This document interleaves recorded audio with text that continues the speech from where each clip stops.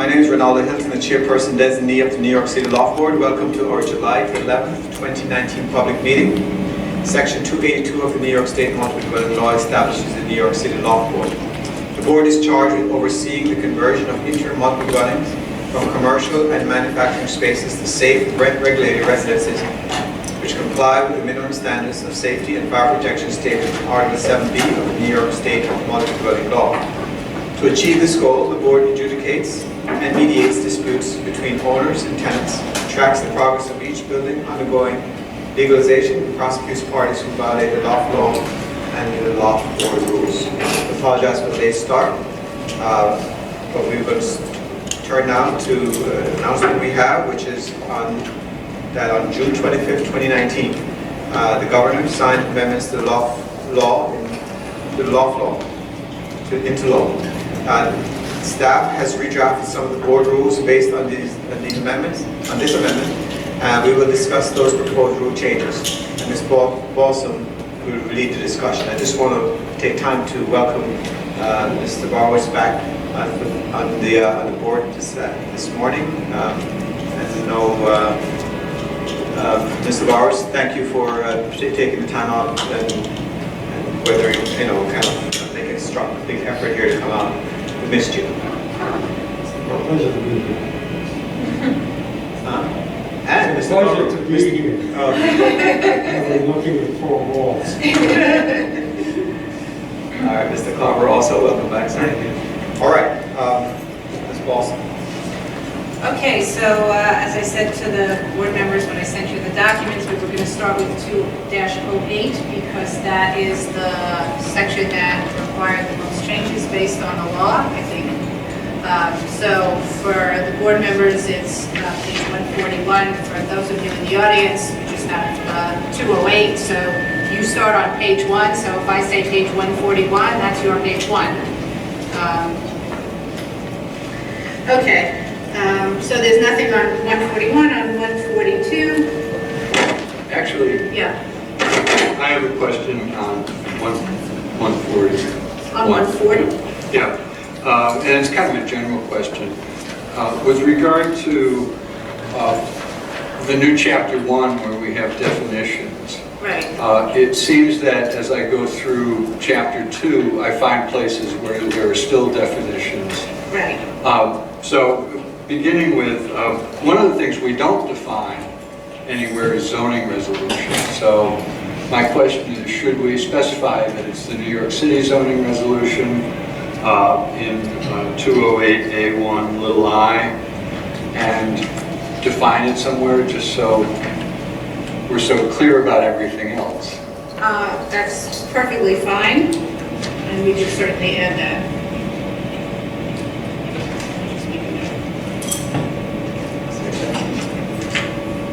Excuse me? Well, you're defining what the term means in the rules, right? Referring to New York City.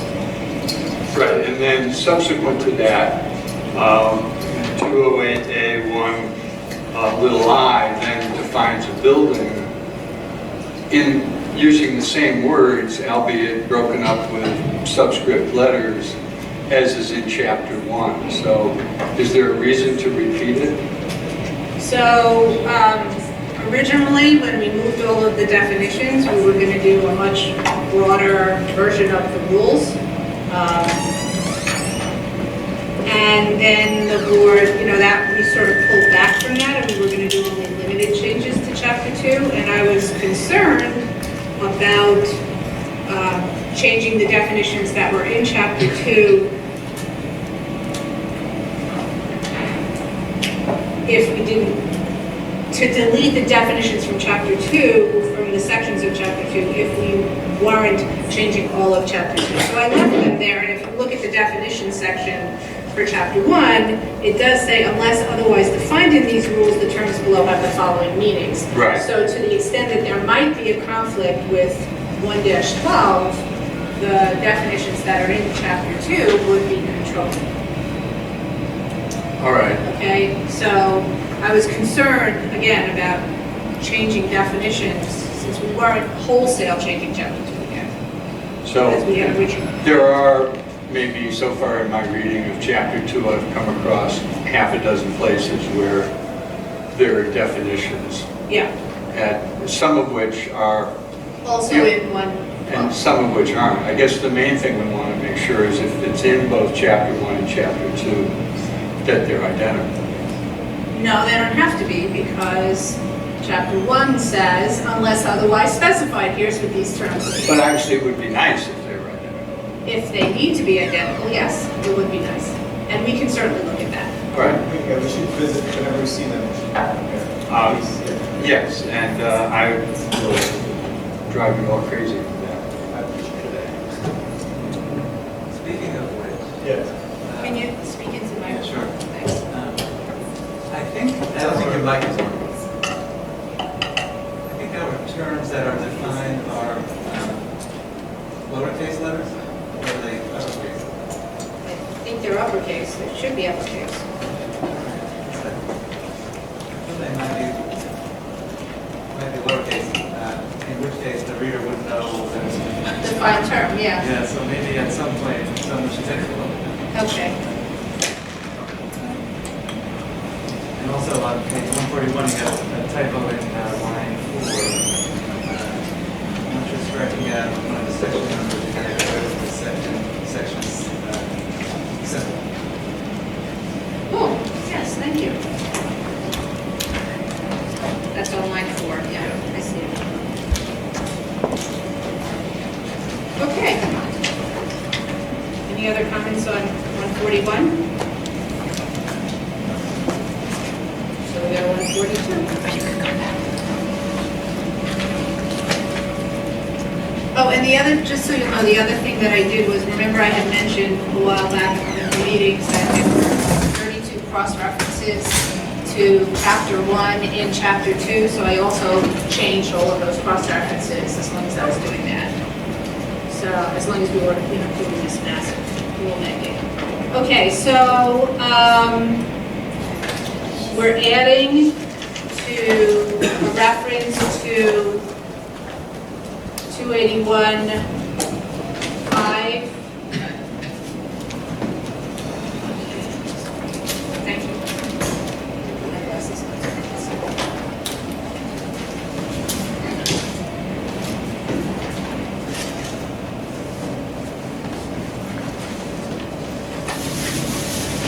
So on line 6 and 7 on page 142, where it says or III. So before that, it said from January 1st, 2008 to December 31st, 2009. So that isn't actually what the window period, that isn't how it's defined in the law. The law says that there has to be somebody living there for 12 consecutive months during that period. So I felt that the rule was not accurate in terms of what's required by the law. So I changed that to read what the law says, for 12 consecutive months during the period commencing January 1st, 2008 and ending December 31st, 2009. So that's not a change as a result of the amendments to the law, but that's a change to make it more exact. And just to be clear, conceivably you could have 3 units that had somewhat different 12-month periods. Absolutely. And then the next change, which is on line 9, is to add the new window period, which is similarly worded in the law for 12 consecutive months during the period commencing January 1st, 2015 and ending December 31st, 2016, for buildings seeking coverage under Article 7C pursuant to MDL 2816. So, any questions on that? No, I just have a question. So if long as you seek coverage during that period of time, you have to 20, what was the other number? 20, there was another number when you have to, what was the last date that you? The window period, the prior window period was... No, the new window period. The new window period is January 1st, 2015, ending December 31st, 2016. And you can't, if you apply for that afterwards, do you have any leeway, or is it gone? I saw another number, 20, what did I see, 2020 at some point? There is, okay, so mean, there is a date, I think, for the code compliance deadlines. Yeah. We put in the actual dates for the code compliance deadlines. Okay, Based on changes to the law, we put in what those dates would be. Instead of just saying 9 months from the effective date of the law, we put in an actual date. all right. We don't have But to that's put it- not here. We don't have to put it here, do No, this is just for determining coverage, right? This is coverage and issues of status. Okay, Right after, the new language looks fine to me. okay, In the next section, grandfathering, I'm starting on line 12. yeah, Once again, we have a definition. And then on line 16, there's an asterisk. you? Yeah, there've been several aspects here. that's there now. There's been 1, there's been 2, and there's been 3. What does it refer to?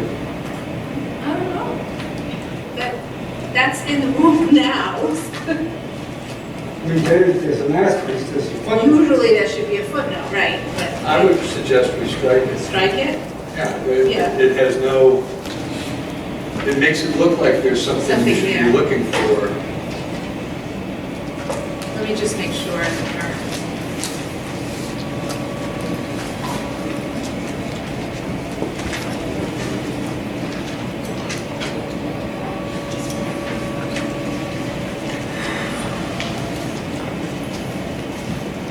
Yeah. The current rule has an asterisk. We can strike it. I don't know what it's supposed to refer to. See, on 143, there's 2 asterisks. All right, I mean, this document was taken from American Legal Publishing, which is the official publisher of, but yeah, we can double check. All right, so let me just make a note of that on line 16. Okay, double check.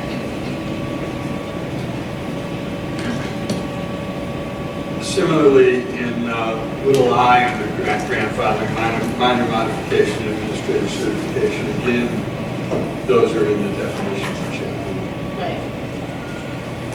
So, So are you proposing to take them out of chapter 1 and leave them here, delete them from here? Is it, if they're the same, is it terrible to have them in both places? I don't have a overwhelming sense of one way or another. Okay. If the goal were to reduce word count, it would make sense to have them in one place. If the goal is to have the definition at the ready for somebody who's not terribly familiar, who's reading it, it's helpful to have it there. I'd be curious what other board members. I would want to leave it here because it's just helpful to have Yeah, on the same page. and the goal would be as much as possible and logical to try to make sure anything that's defined in chapter 1 is the same language. Yeah, Okay. that's right. I guess I would prefer that definitions are in one place in chapter 1, and whenever you see a bold word, you refer to the definitions, rather than repeating and risking a mistake. Okay. Anybody else? I mean, I think it makes sense to have all of them together in one section, so that if somebody wants to find the definition, they can just go to a definition section. But I also understand the merits of having the definitions near the language when it's being used. So, Well, having them in both places, would satisfy everybody. as long as they're accurate, so that's what we really need to do. And we'll see, you know, it could be that the law department may say, no, you can't do that. You have to fix us. Because there was this whole push a couple of years ago about streamlining rules. So we'll see what they say. That's right, this whole thing has to go to the law department. Yes, it does. Okay, so on the top, anything else on 142?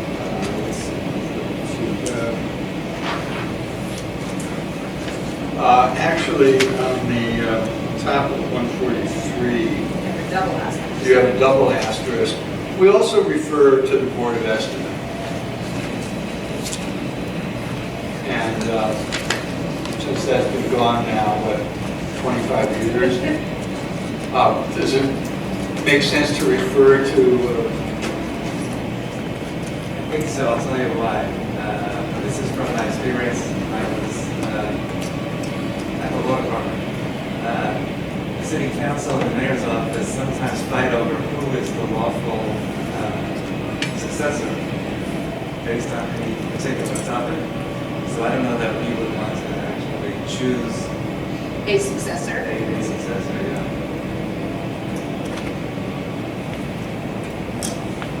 I don't know, I mean, the rule is valid because it's the Board of Estimate or any entity which succeeds it. The Board of Estimate was very powerful. They had the final say on zoning, I think, franchise. There's also land use. Lots of land use, Yeah. Boy, I'm showing my age.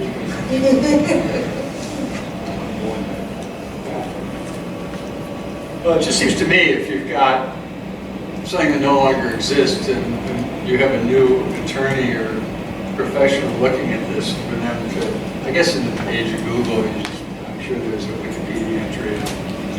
Do we know the actual successor right now? This is probably knowable because it's a certain kind of special permit. This is probably known already, so, but at least we have to find out. Right, Yeah. right. I mean, we can ask, So law department? yeah, I guess so. I mean, we used to have aldermen, right? But we preserve that and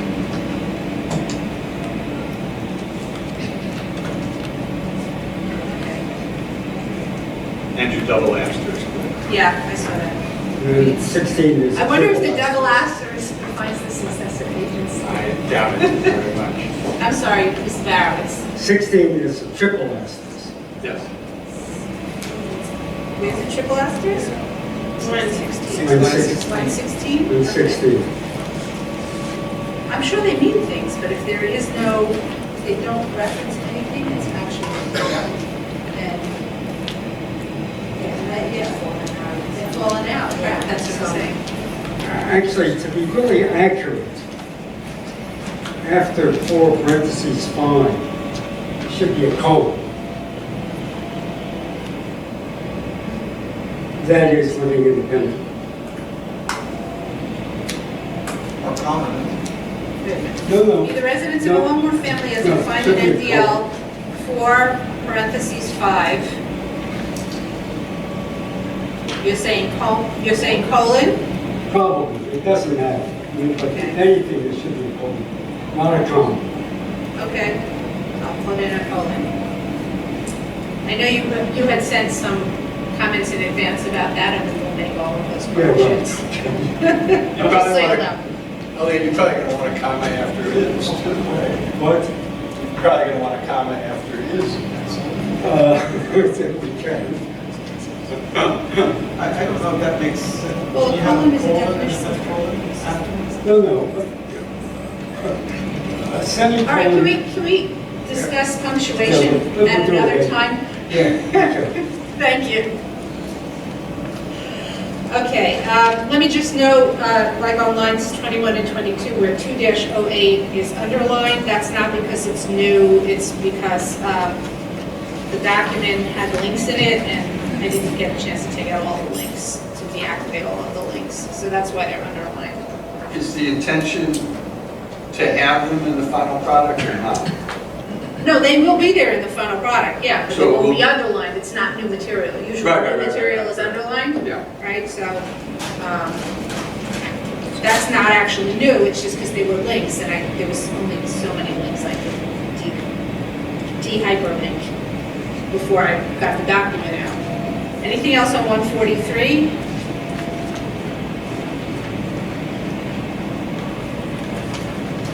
Okay, so on 144, so I put in strikeouts for the language that is being deleted because the brackets sometimes I find difficult and it's hard for people to read. So I put in the strikeouts. That isn't technically rule format. We'll have to change the strikeouts and just leave the brackets when it goes to the law department. But just for now, I took that out. So G is being removed because it references MDL 282, which was deleted from the law. I have the brackets there, yeah, but I put in the strikeouts because, just to make it clear. Yeah, it's helpful to have this, right? Yeah. Otherwise, I tried making the brackets bold or a different color, or it didn't work, so I just did the stripes. So, any questions on? Yeah, Wayne, Yeah. line 3, you're striking and, so you should move the and up to line 1. So and F. It's the final subsection, right? I'm striking and. So that word and should be moved up to precede letter F on line 1. To the end of D. Oh, I see, okay, yeah. Thank you.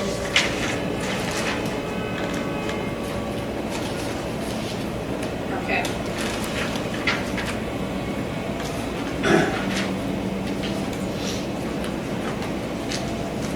Anything else on 144?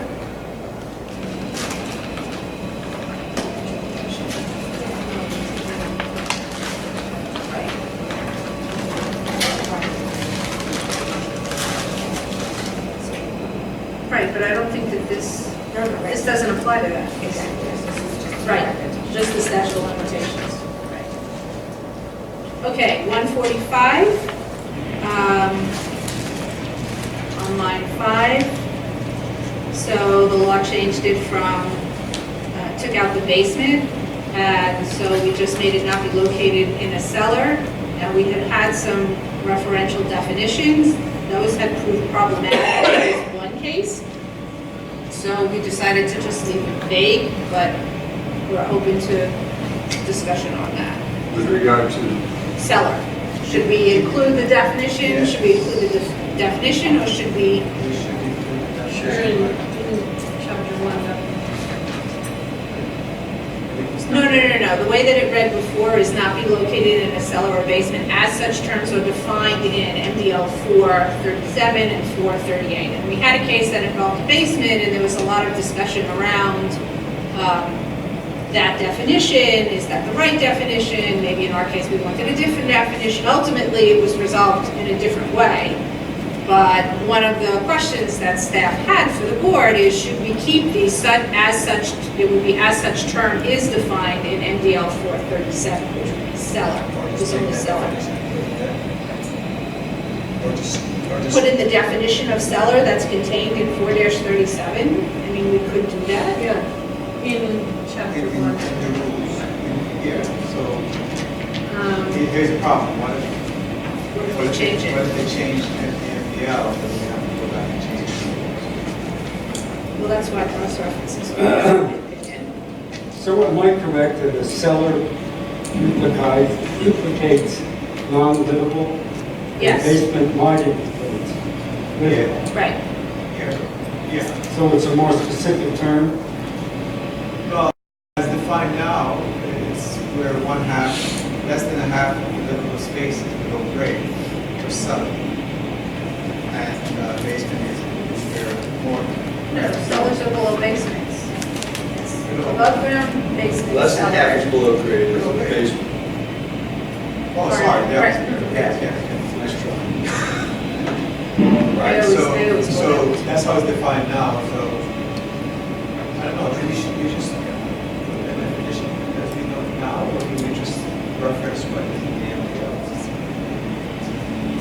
What was the problem that would lead you to not using the definition of cellar? I don't know if we could not use it. Right, I don't know if we could, I don't think we could, we can't make up our own definition. If the definition of MDL changes. Why not be clear? Let's peg ourselves to some definition rather than leave it open to do themselves. So if the MDL's definition somehow in the future, 50 years from now, changes, what can our rules stand if we just took what's there now and what's here, or would we have to change? Or would we have to If change our rules? so if we copied over the definition that's in 437, Yeah. right, to here, our rule would stay the same, right? If 437 changed. If 437 changed. If we left it as defined in MDL 437, our rule would be changing when 437 changed. It's a living document, like So, The question, the last one was that there was a definition of basement or cellar in the zoning regulations. right. And that's somehow different from the multiple dwelling law. And it also had to do with the fact that it was corner building and part of it was on one side and part of it was on the other side. It was like an L-shaped building. So it presented a lot, that building presented a lot of issues in terms of definitions. Was the definition different from the NPO and zoning? It was. It was? It was. Like significant? What, can we look at the two definitions For seller and, for seller? in zoning I mean- and in MPL and just see what? I don't know whether or not the definition of cellar is different in zoning. The case involved basements, and there were definitely two definitions. We don't care about basements. Right, basements are being deleted, so we can come back with definitions of cellar, certainly 4-437, and see what's in the, if there's anything specific in the zoning resolution. So we're going to leave that as an open issue for the moment. We can, sure. Yeah.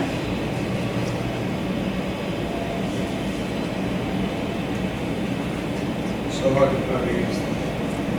Then what would we decide on whether or not to just cross-reference it or actually put the definition? Well, I'm always going to be a person that says don't cross-reference. You all know that about me by now.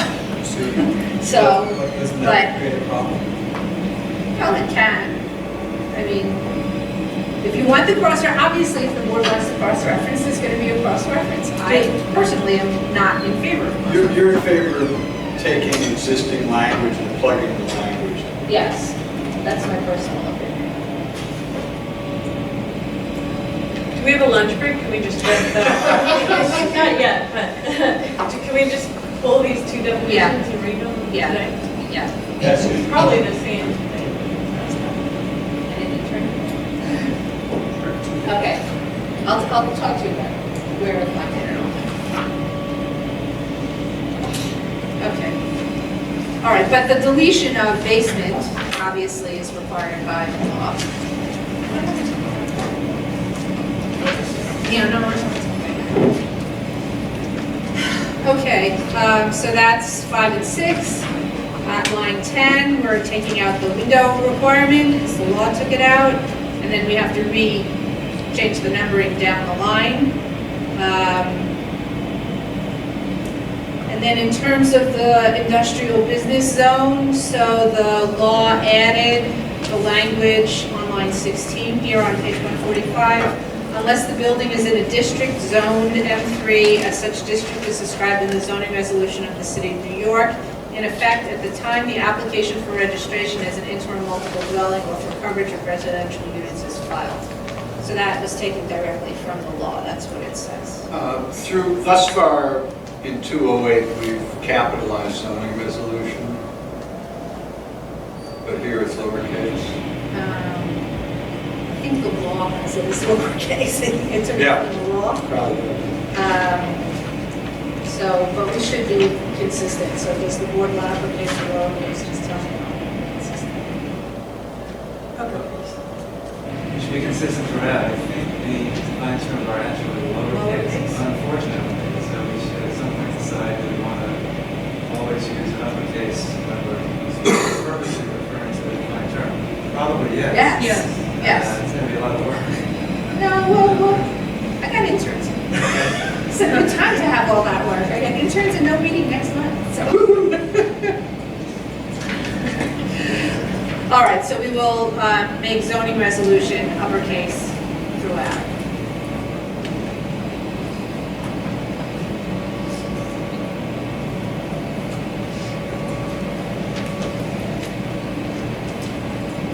On line 23, you have, I think, the last of the asterisks. Okay. No.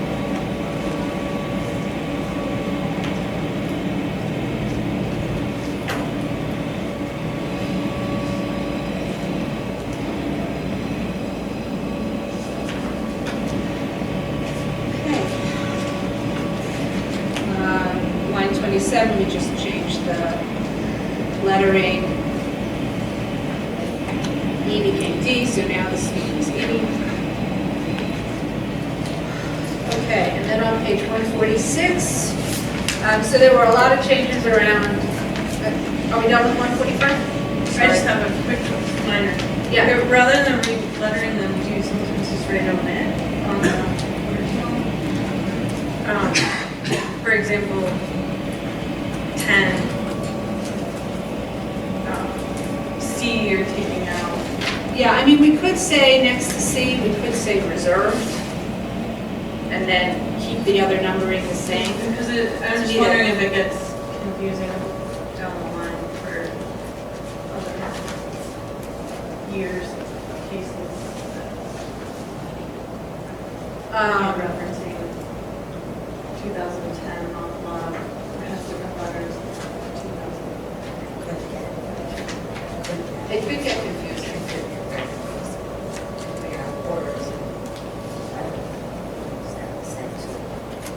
So you want to just make it reserved? Okay. So we will change, so we'll delete the language for C, but we'll add the word reserved. And so now D is, okay, so now D becomes D. So E these goes go back to E. the, E becomes F. Okay.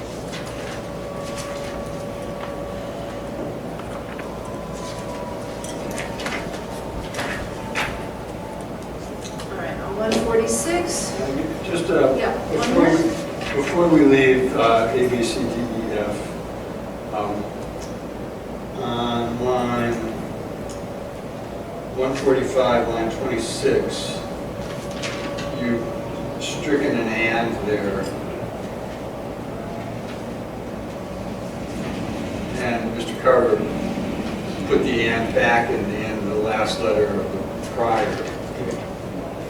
So maybe we should agree on a convention for having ands or not having ands. Well, we can put the and back here. Just be moved to after E, at the end of E, right?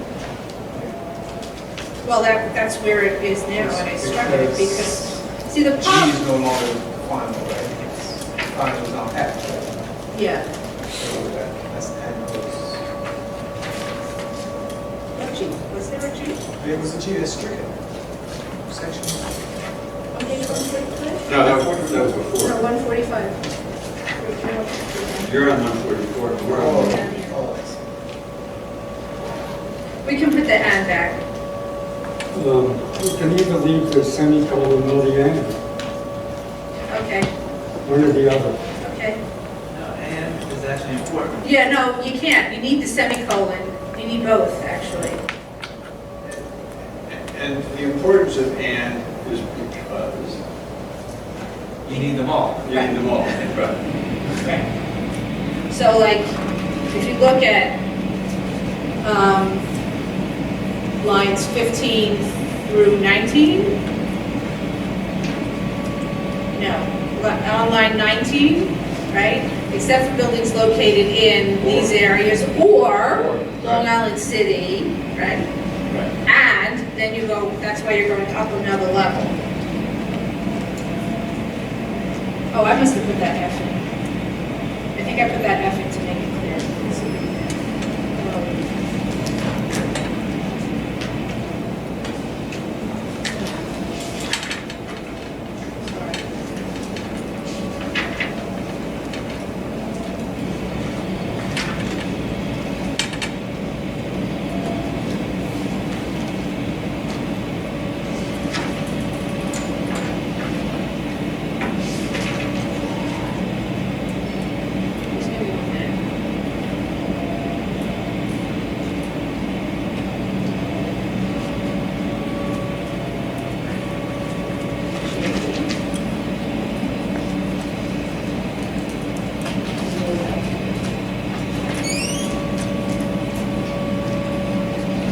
Oh, no, the F was there, okay.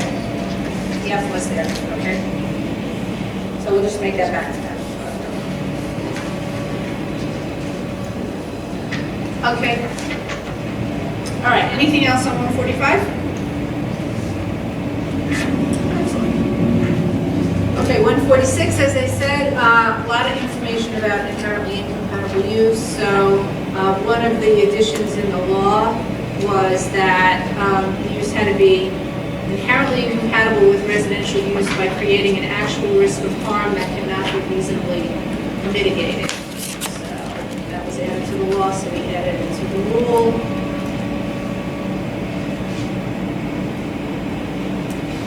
And then we're adding the same language basically that we have for the 281.5 buildings. We are adding that for the 281.6 buildings pursuant to the law. Again, we'll look into the asterisk, which I see on the top of 147. Also, line 15, you have the seller. Seller. Reference. Did I? Yeah. Oh, that's bad. Oh, yeah, okay. Going up one line, line 14, you cite 281.5, and I think we're talking about 281.6. Yes.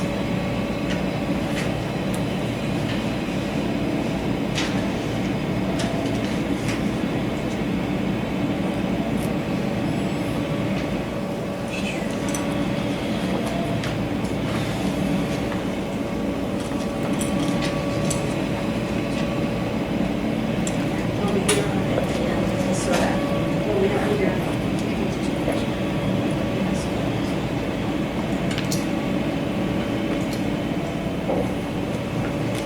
Okay, so anything else on 146 to the middle of 147? Just have a question about the statutory language. Yep. Actual risk of harm that cannot be reasonably mitigated when, right? I mean, this process can take 10, 20, 30 years.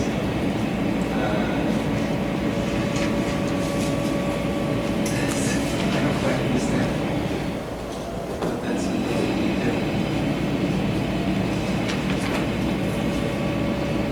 It says, continuing,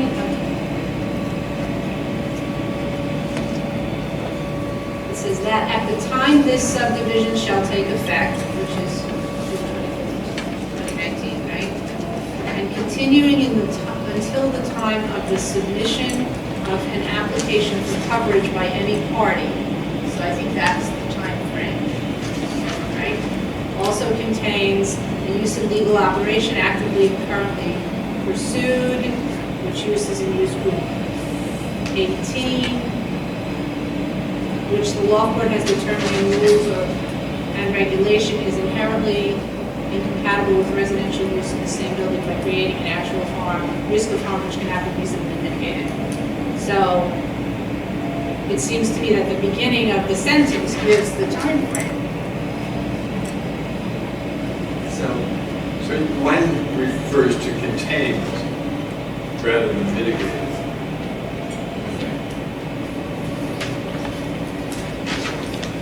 Just look at the statute. What page is that? Page 3, Line. line, hold on.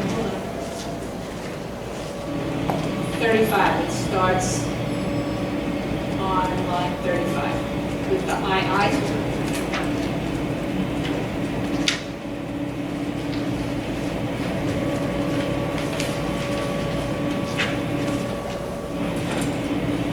I mean, it seems to me that the reasonable mitigation would deal with legalization, right? So Are you suggesting that we should insert a time? Well, I don't Or- know what to make of it. If there is an actual risk, we're supposed to be blind to it. Well, that's like sprinklers, anything that just has to make it through to a final CFO. But it has to do with the use itself, not the, isn't it the nature of The nature of the use. the use, like Right. Firecracker factories. Right.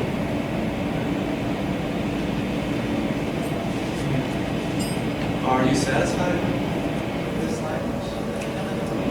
I mean, I think sometimes things have to evolve, and I don't know that we have definite guidance from the legislature, and I think without definite guidance, we should sort of. I understand your concern. What your concern is that there's possibly some condition in the building that could be detrimental to the tenants or anyone occupies? Is that what your concern is, or? The building itself, I just wanted to make sure I understood what the concern was. So, you think that perhaps there should be something in the rule that can immediately address the issue and then some permanent solution during legalization?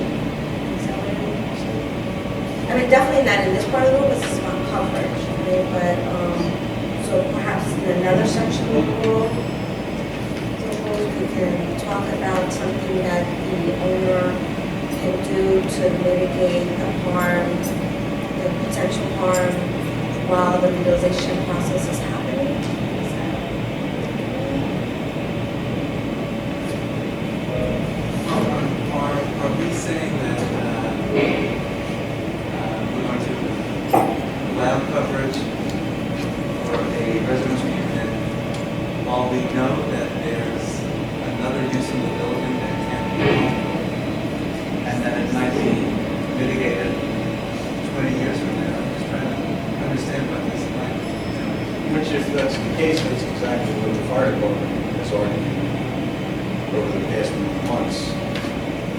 It's a fallacy. And that is that the onus is now on the law board to say, so the onus is now on the law board to say, okay, you are covered in the sense that we know as an issue. So let me just say that all of those arguments were raised to the legislature, and this is the language that the legislature went with, so we are bound by that. So, not saying it's a bad argument, but Well, no, but I think the they onus is now, enacted the law right. despite those arguments. But the onus is now on us to determine what we're going to do as a board. So point being, you're correct, but now the baton has been passed to our group to say, what are we going to do? Which was some people's argument to begin with, all this can be settled in the law board. And that is factual, but Mr. Carver brings up a good point. When, how long, are we going to provide coverage, knowing that there's something wrong? I mean, those are things we have to determine. So we are going to provide coverage, knowing there's something wrong. Right, because that's the law. So we will do that, and then we have to find what part of the rule. Girls were. So that's not a question whether or not we're going to provide coverage, right? That has to happen. We have to. No, I understand that, but Not necessarily, Ronaldo, because the reasonable mitigation is written right into the statute here. So isn't that an issue that has to be resolved for coverage? The ability to mitigate? So I think there is an argument to be made. I mean, if I were going to represent an owner that had a use group 18 use, I would probably want to argue during the coverage proceeding that there's no way this use could be reasonably mitigated. Who has the burden Owner? that's in the statute Yes, on this issue? on all of them. specifically? Yeah, yeah.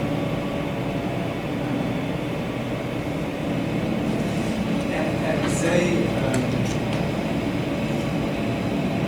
there's a finding that the harm can't be reasonably mitigated. When is that supposed to happen? I think it would happen during legalization. That's kind of my concept. Yeah, and the point when it had dealt with the issue of the Modine meters, I mean, the board Right. took action. The board sent correspondence to the owners about what to do to safeguard these contraptions, to mitigate any potential harm that could be done or could happen because of the Modine meters. So the board has had experience in dealing with these issues that perhaps can bring immediate harm to building residents. So, we could do something like that if we come across an issue that perhaps is widespread. And informing the owners that this is a problem and letting them know how they can fix it. We have also, in terms of narrative statements and in the context of work, we have been beefed up our examination of tenant protection plans in terms of the construction. So we had an issue where there was going to be work on an adjoining lot that we felt might be detrimental to the tenants, and we worked with DOB to fashion a better tenant protection plan. And then DOB made sure it was implemented. So, we have been working on those kinds of issues. Hi, I'm also wondering, the project guidelines, I didn't receive them yet, but they're coming, right? Yes. So that sets up a system where there's examiners that are just reviewing the law building. Well, Yes. and so it seems that might be a way to address things that way too, now that there'd be a team of examiners rather than any examiner getting a loft building. Now there's a cohort. Right. Couldn't we get a whole list of environmental protection and we came to speak to us about non-use places?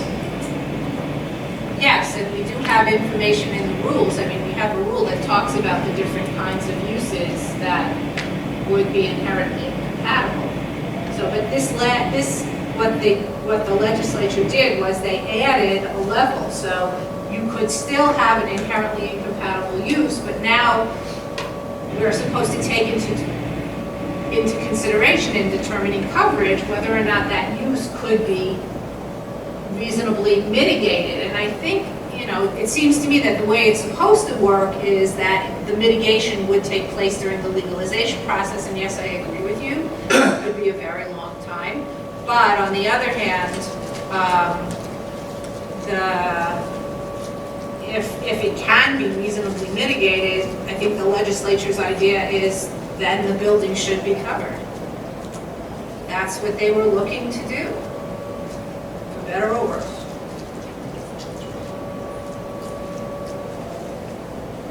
Reasonably mitigated, but one minute. Who defines reasonably mitigated? The law's gonna have to evolve. The law's gonna have to evolve. So, for example, on the extreme level, the firework factory, if all I do is manufacture fireworks, and it's not as if this is some tiny accessory use to my cigar store, then one would think that the argument would prevail that that can't be mitigated, and that a residential unit in the firework factory would not be covered. But if the fireworks were a small part of the business of the cigar maker, you're saying that the cigar operator would be forced to stop manufacturing fireworks? Conceivably, yeah. I mean, there are land use issues now in Soho where the little brewery, the microbrewery, is now having a tasting area. So is it a bar? Is that a use that's permitted? I mean, that's the kind of stuff that would be subject to a coverage I'm discussion. not sure that the answer is that you could, that this law would actually force a change in the use, but Yes, rather I agree with that. it would be some sort of physical manipulation in the building is the way to. Right. So for example, you have the cigar factory, which let's assume is not a use group 18, and the fireworks part of it is a use group 18. Well, maybe you need additional fire stopping around that business, and you need to have more sprinkler heads there or whatever. I don't think that I really think strongly that it was not the legislative intent to put businesses out of business, For sure. because that was a Like the huge thing in the opposite. passing of the law. Right. Yeah. So I don't think anybody wants to do that. And similarly, on the other side of the spectrum, Martha's analogy to the Modine heaters is very apt. There's a danger, A, of carbon monoxide, and B, if for some reason the gas line is not completely kosher, there's an even bigger problem. That gets fixed in legalization.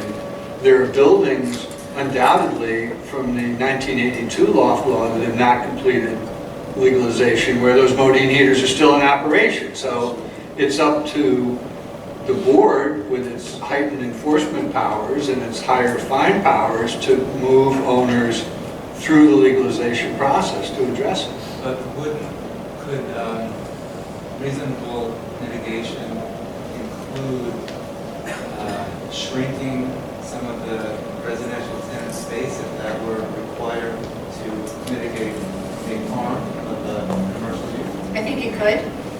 I mean, we've had that before. You know, there's a case that we've cited more than once where somebody had to give up space because they had to put in a rear staircase, right? So the residential unit had to give up that space because they had to have a second means of egress, and that was the only place it could go, and blah, blah, blah. I think it was actually for a neighbor.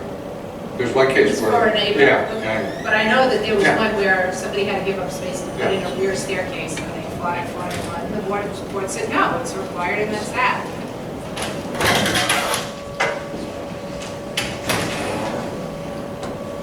So, are you proposing changes to this language? And if so, why? And we can talk about that. If not, we could. We should move on, but Okay. I think I want to think about it a little more. Okay. So I would agree that the possibility is we're going to want to come back to this. I'm so sorry. Okay.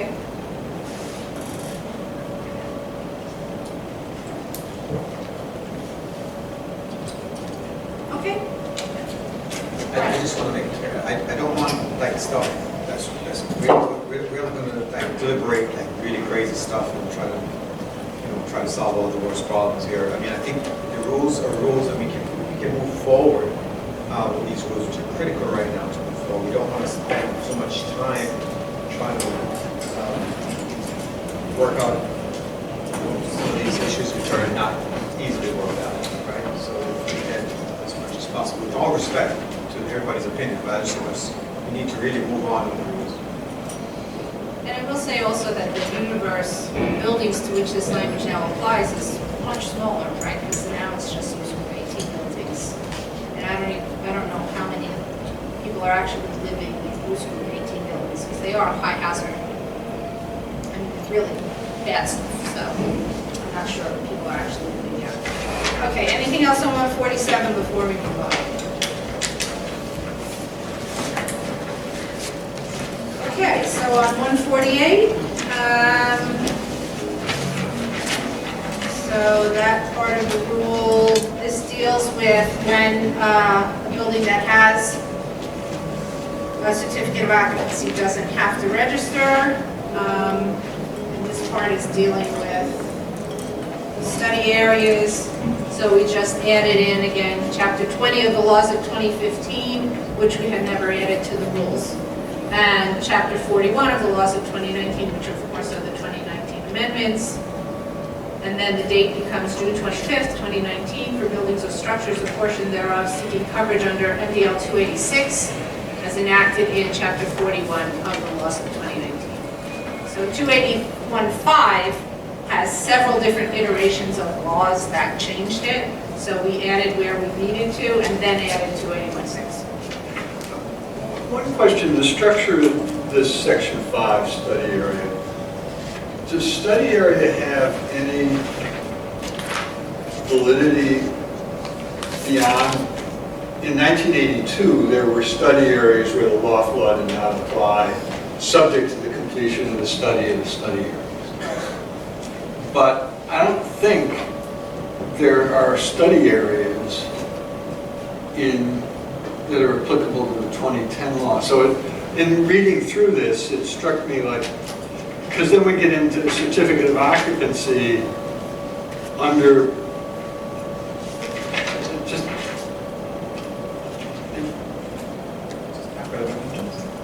I don't know. understand what you're saying, like, do we really need to add to this rule if we know there are no study areas now, but,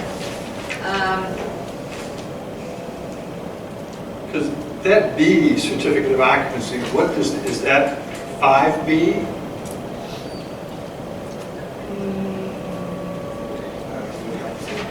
And if so, where's 5A?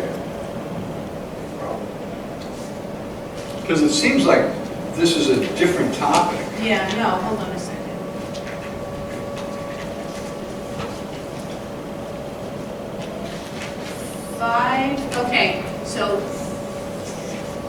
So study area is part of A. It's A. It's the final piece of It's the A. final piece of A, okay? Okay. And then B starts a whole new topic, certificate of occupancy. So they're not actually related to each So the other. 5 needs to be tapped over some more? I can tab it over, sure.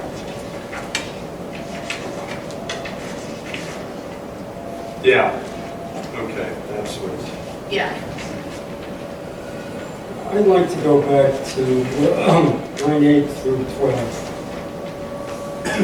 I'm sorry, what? My number? 8 through 12 on 147? Yeah, Okay. and it seems as if that could be a little clearer. It's the parts of the album book. Goes Well- from one thing to another thing, back to another thing, and I find it hard to understand. So this is, again, language that was taken from the law. I understand. Right.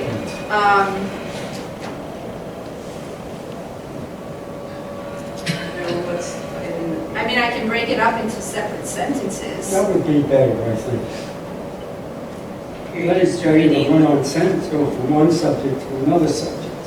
It's actually how a lot of the building code and zoning resolution is really, makes perfect sense to me because I read it every, like, right? But I get it, yeah, it takes years to, like, wrap your head around all that. Okay, so it would be, little I would be, where would you start the break?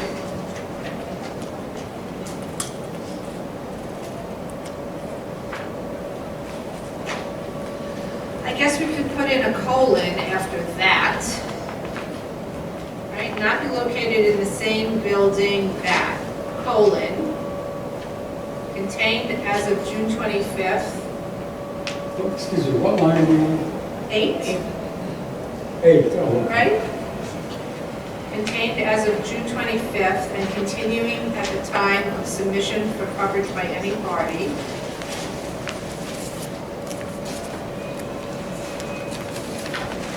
No, that should be, I don't know how it's split. I have to think about it. I think we can. I think You it's kinda not can. so bad, Mr. Roberts. I'm reading it. all right, well, We should stay. I'm gonna leave it the same. Yeah, it's not so bad. I mean, And you have to kind of go, you have to parse it out one piece at a time, right? Was it there on June 25th, 2019? Was it continuing at the time of submission of the application for coverage? Was the use in legal operation, was it actively and currently pursued? Okay, has it been determined by the Loft Board to be inherently incompatible with residential use? Does it create an actual risk of harm? That cannot be reasonably mitigated. So it's like 7 different conditions, but they all follow one after the other. It's beautiful. I'm not taking credit for that sentence, it's from the legislation.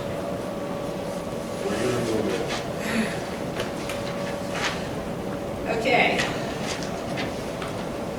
148? So I think we talked about that, the top of 148. And then down on line 26, we added again June 25th, 2019. To the mix of that section. Right, so this is units that shall be exempt from coverage unless the residential, no, hold on. Registration as an IMD shall be required of, right, any building, structure, or portion thereof which otherwise meets the criteria for IMD set forth in, blah, blah, blah, blah. So D, we added June 25th, 2019, and then we added E, 281.6, which is on the top of page 149. Question, line 24. You've got, which is old language, June 1st, 2012. What, I had a hard time coming up with what that was explicitly, I'm not sure that's the right, Date? yeah. I think that's the effective date of the of the rules, right? Of the law, I think it's 2013. It's retroactive. Some parts of the 2013 amendment were retroactive to June 1st, 2012. That's the best explanation I've heard.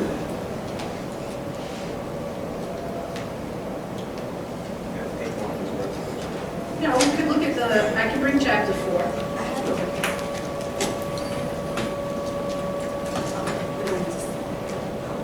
I'll Okay. find it. So I actually looked at that too. Yeah, talk about this. Yeah. And then on line 26, on 148, that or is a strikeout. That was just in here. That or is a strikeout, yeah. Or bracketed, right? The bracketed or is a strikeout. Oh, yeah, oh, I should have put a strikeout in there. Yeah, I missed that one, sorry. Okay. All right, anything else on 148?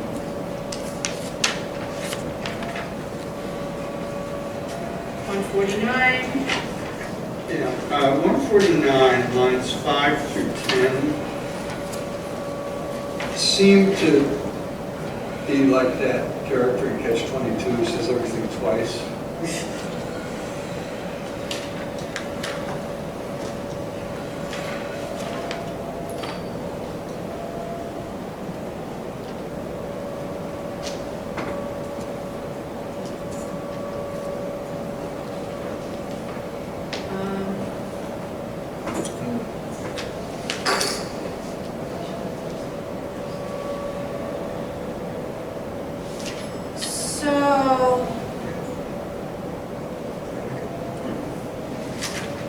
No, it isn't, because the part before it is saying, here's who has to register, right? So if you qualify under 2, right, you have to register. And by the way, if you got your certificate of occupancy after these dates, you still have to register. Maybe I'm not expressing myself, but I read this aloud to my dog twice. To your dog? Well, who else is going to listen? But in line 7, 1, 2, 3, 4, 5, 6, 7, 8, 9, 10, to the semicolon.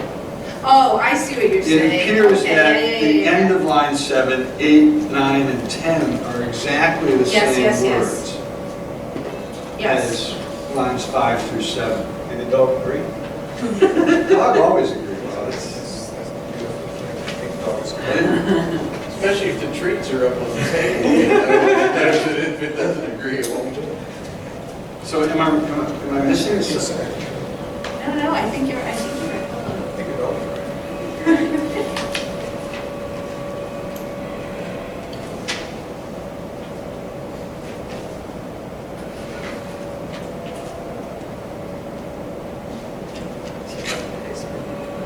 Maybe. I'm trying to see where it is. That's D. Any building restrictions on licensed criteria.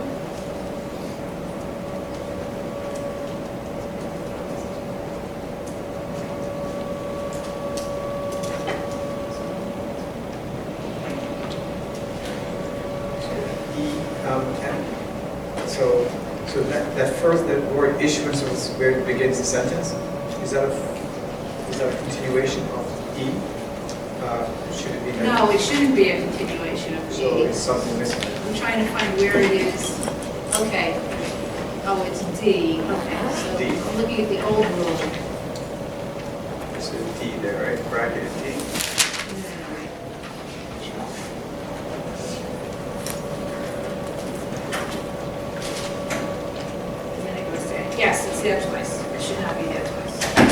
D.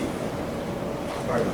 No. The way that it reads now, part of the problem with how the rules were put together when they were originally enacted is that they have these broad statements at the end that really apply to everything, but the way that it's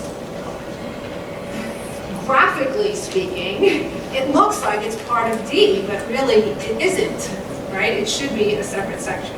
But regardless, So should it be F? I mean, I don't understand.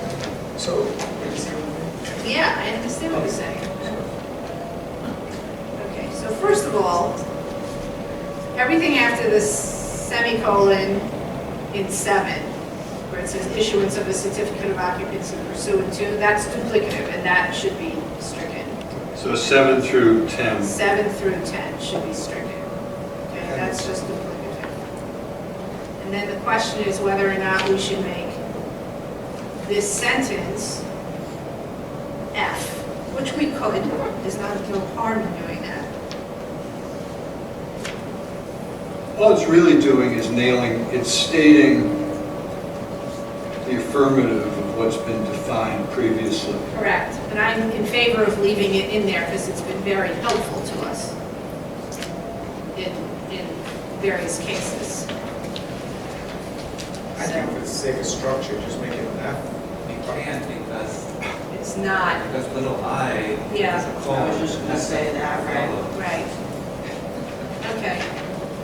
So, yeah, it should end in a period actually anyway, I think. It can't lie because?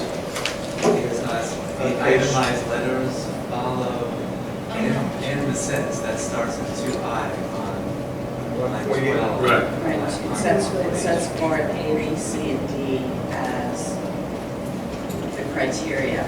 List, and that would be part of the list. And then this, Right. as Elaine just said, is Right. like a conclusive paragraph for the whole section.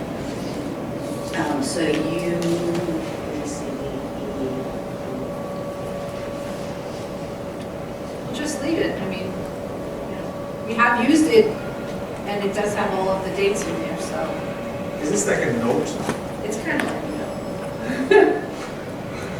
I mean, it's just further clarification of the thoughts that are being expressed. And how, typically in other rules, how are those expressed? Our rules are done. you have the same things, line 7 and 8 on page 148 is the same. Right, you've got Yeah. section Such units shall be exempt from whatever, Article 5, 7C unless the residential B1, certificate. small I. Right.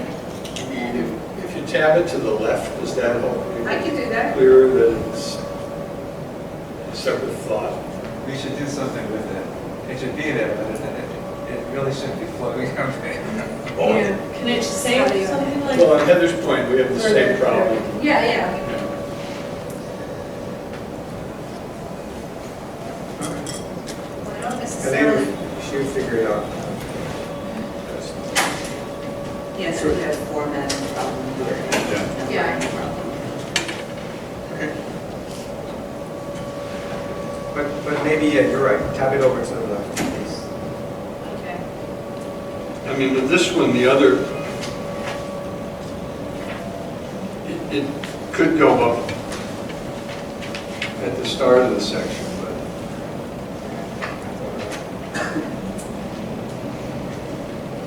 Oh, we could do that, actually. So, after required off on 910? No, it would be before Before it. it. Yeah, it would be before that. So it would be, So it would be if it issuance started. certificate of occupancy, right, it would be the, so, okay. Yeah. So on 148, on 7 and 8, right, we go to the start of that section, right? B1, we start B1, and then the lines on 5 through 7 on line 149 would be the start of B2. So we can do that.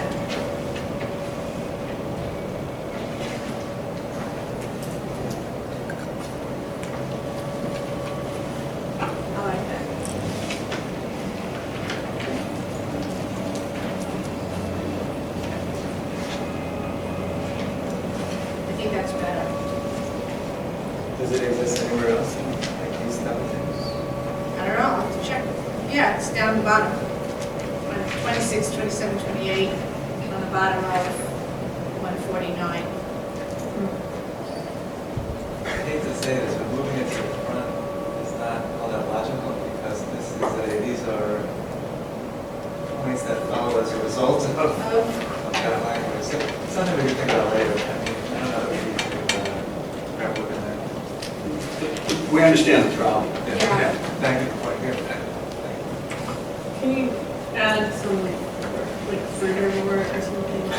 And then just always start with this name. Just say notes. No, I don't want to say no to, I don't know to rules, your rules. We could say furthermore. Maybe that would work.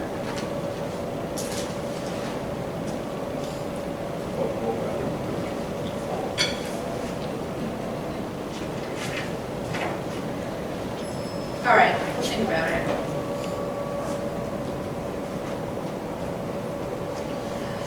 Okay, anything else on 149? As far as Yeah. I think, nest everything one level lower in order to have its own letter or number for that.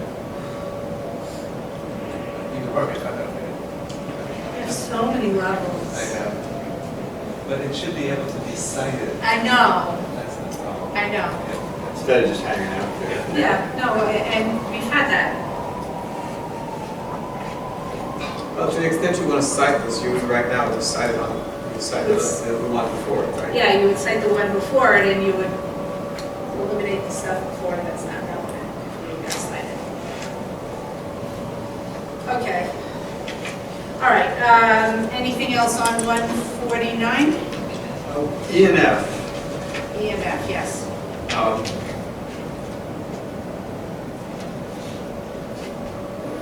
E is referring to that it has to be a different,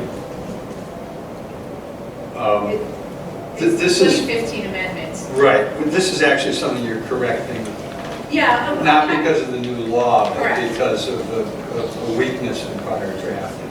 I don't know that it was, I think that there was no drafting of the 2015 amendments, nobody did rulemaking, so we're adding what should have been added in 2015. Right, right. Yeah, And F then is a creature of the new law, chapter 41. Yeah. All right.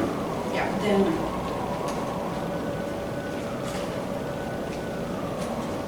All right, so why is A, number 1 in parentheses, and B a 4 and all those 5? Because those are the sections, because 281.5 has been amended several times. Got it. So they tweaked, the size of the unit and all these different criteria, so that's why. And my last question with regard to 149 is, you've got language that's struck there, starting in line 27, Oh, which needs a strikeout, but Yeah. my other question is, why are we taking that out?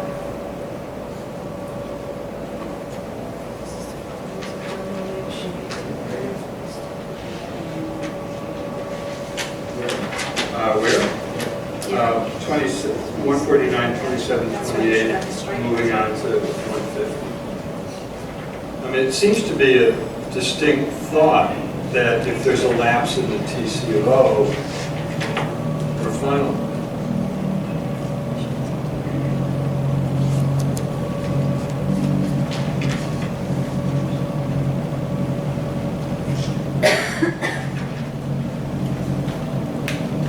So I think our logic there was that the TCO isn't a final CLO, and if you have a TCO, you shouldn't be exempt from Article 7C coverage.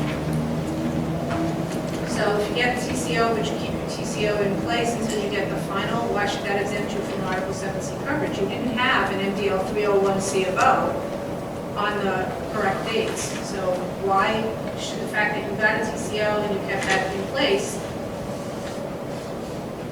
mean that you should not have to register? That was our thinking. And I am sorry that I didn't strike that out, I didn't do that on purpose. Oh, yeah, no, there's a lot of work went into this. But what was that originally trying to say? I think what it was saying was that if you had a TCO, when somebody, when the building would have been required to be registered, and you kept that TCO going, you don't have to register under Article 7C, and those units are encumbered. But the law doesn't say that, Right. right? The law just says you don't have a 301 C of O. So why should we have this in here? Right. So this is this could have been a misunderstanding. Draft, it was initially drafted that a TCO is actually a CFO. I don't know if it was a misunderstanding. It could be.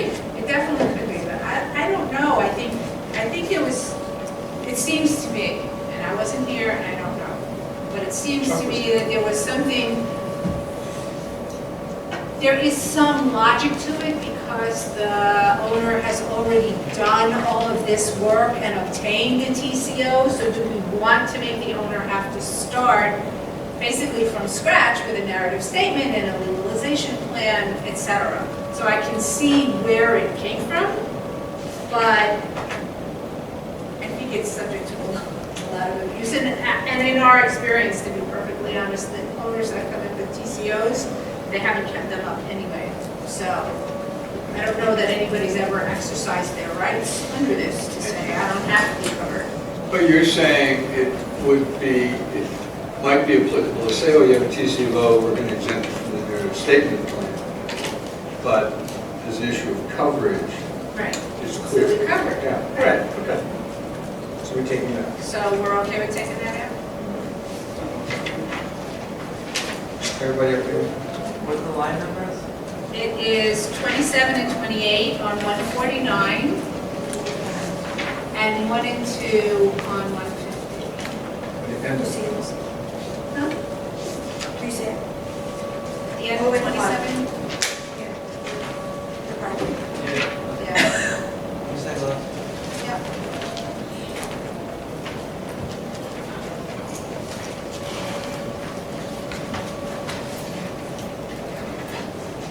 So complain about, what's this? So what we're proposing to strike is the language that says if the owner had a TCO and they keep that TCO in place, then they don't have to register. We don't think that that's the way it should be.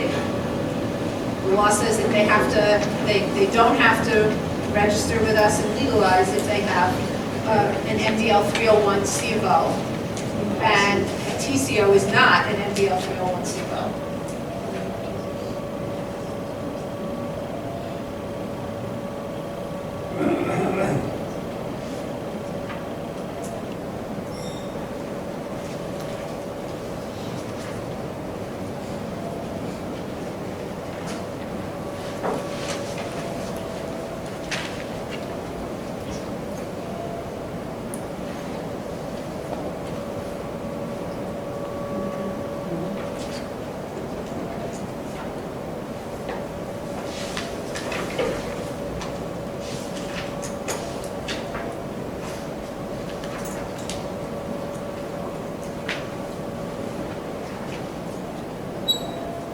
I'll have to think about it some more. Yeah, so just so you know, I mean, the code is quite clear that TCO is not a single. Yes, sir. Ronaldo, do you, I'm trying to remember, is it TCO every year or is it Every 3 months? 18 months. This is 3 I months. think it's every 3 months, 3 months. and they extended it Yeah. for Up to- 18 months. Up to 18 months, something like that. And then you have to go through another extension. It can go longer, but that's how it is. Used to be 6 months, is it 3 months? I want to say 6, just because my landlord kept For years. inspecting, yeah, for years, and kept us, come in and look at that smoke detector and leave. I think, it's in the code also. Okay, anything else on 150? I mean, we're not proposing any changes. 150 or 151?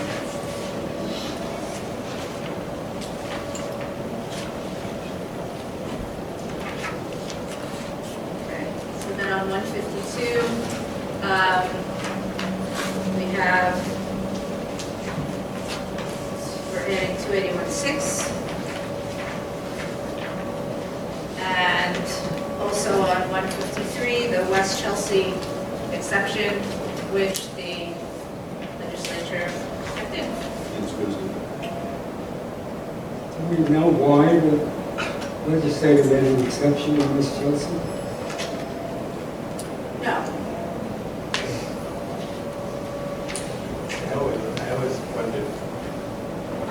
I always wondered.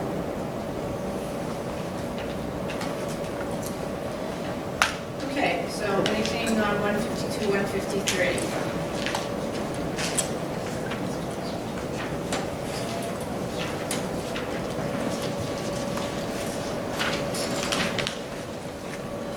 Okay, so on 154, again, we are adding, including MDL 281.6. Just adding that to the next provision. Okay, I have a question from line 17 to 21. Which page? 154, is it what we're on? Okay, Now, 17 to 21, yeah, okay. now, AIR, last year, the city of New York certified one artist.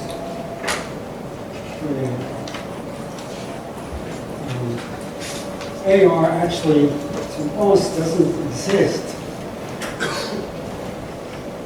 because inside of West Chelsea, AR will only allow 2 units per building. 2 units per building does not make up MLT. So why is this in here? I have no idea. Now, the term joint working Joint living work quarters for Quarters artists, for artists. JWQA. only applies to Soho, Right. and we have ignored that. So why is this in here? And So- also, Chuck just left the room, also the city is planning to rezone, as you know, Soho and most of the artists that live there, maybe not quite as old as I am, but they're older artists. Because when we took a survey of the people at the meeting, it discovered that more than half of the people have been living there more than 15 to 35 years. So I don't know why we haven't dealt with this, and the city hasn't dealt with this. So I don't know why this is in here. I think it was put in originally to say if there are units out there that are AIRs or JLWQs. Remember, JLWQA, I don't know when AIR came in, but JLWQA came in before the Loft law, so I think the AIR rules- is long before. long before that, right? Yes. So I think these sections were added back in '82 in the initial rulemaking to make it clear that these kinds of residences would qualify. So, we don't necessarily have to change it. I don't necessarily see a downside to changing it. Actually, we're not changing that. We're just adding 281.6 on line 16. Yes. So that, I think, is why it's there. That those I guess somebody would have advanced the theory, well, it doesn't qualify under the Loft law because I had 2 AIRs in the building, so therefore there's only 1 unit of the 3 that were residentially occupied because the AIR doesn't count under the Loft law. And the purpose of this rule, I think, was to say, yes, it does. That residency counts toward the 3 units. Okay, but occasionally we've gotten notes from water department about the fact that we have been certifying people in this district that are not joint living workforce for artists. So, and we just ignore it, and the city ignores it. So I don't even know why this is here anymore. Do Do you want to take That's it all I out? say. Do you want to take it out? Are you proposing taking it out? Chuck, what do you think, dates 17 to 21? Yeah. I think it probably makes sense to leave it in. But it's no longer applicable. Well, Just that it was I'm applicable, always we're leaving it in? I'm kind of worried about unintended consequences. Okay. you could conceivably have somebody crawl out of the woodwork and apply for coverage under 281.1 Okay. in an AIR unit. All right. Question resolved. Okay, so if we could just go back up to the page, I want to point out to the board that there was a change in the law about the criteria of, the extra criteria, not the occupancy, but the extra criteria for the 400 square feet and all of that. So the legislature changed it to say that only the unit seeking coverage would have to meet those additional criteria. So we are changing that here, and the 208A4I, A, B, C, E, those are those additional criteria, the 400 square feet, not located so that you have to lawfully live on a unit, not in a cellar, etc. So we changed that language in 11 and 12 to say the unit seeking coverage must be. Can you point out in the statute? Yes.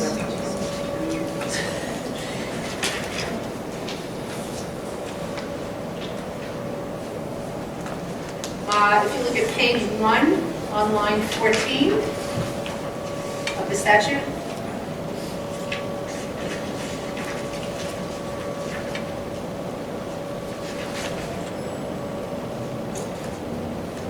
and it should also be in 281. Yeah. Yeah, and on page 3, line 15.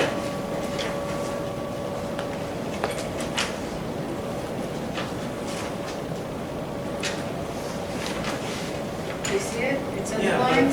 No. Right,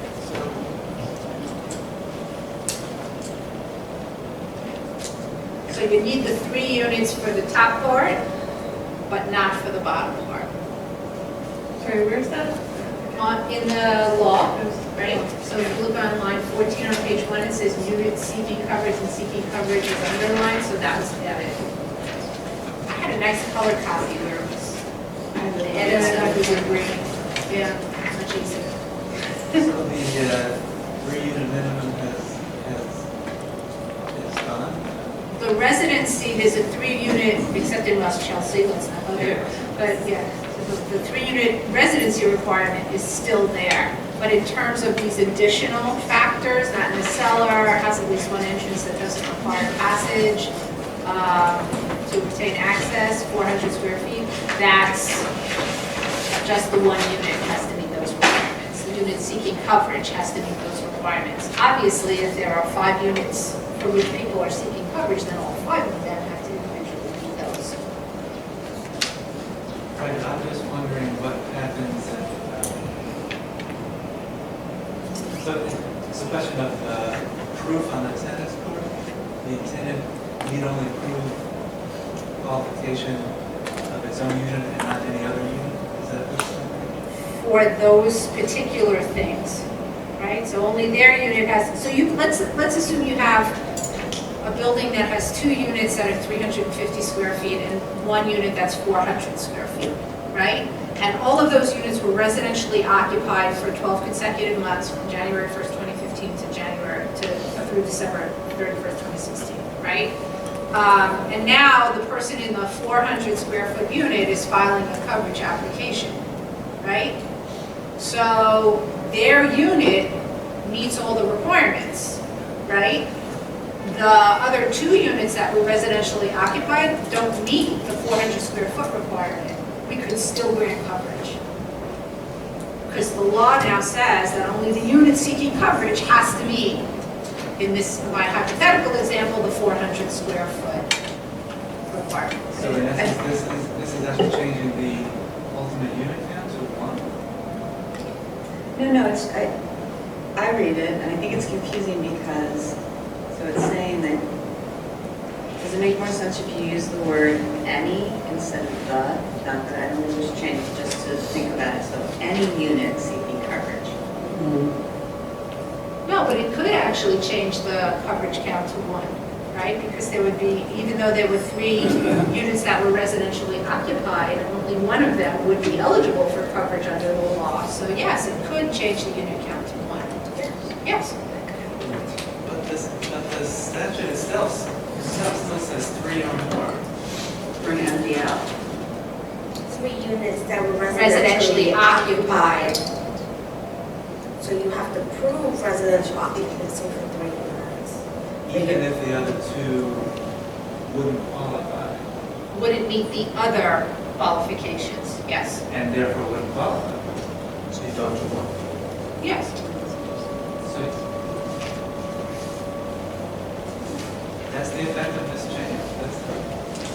I believe that is the intended effect of the change. We had a lot of discussion around this. Is there any legislative history? There is now. I'd have to take a look at what they put in.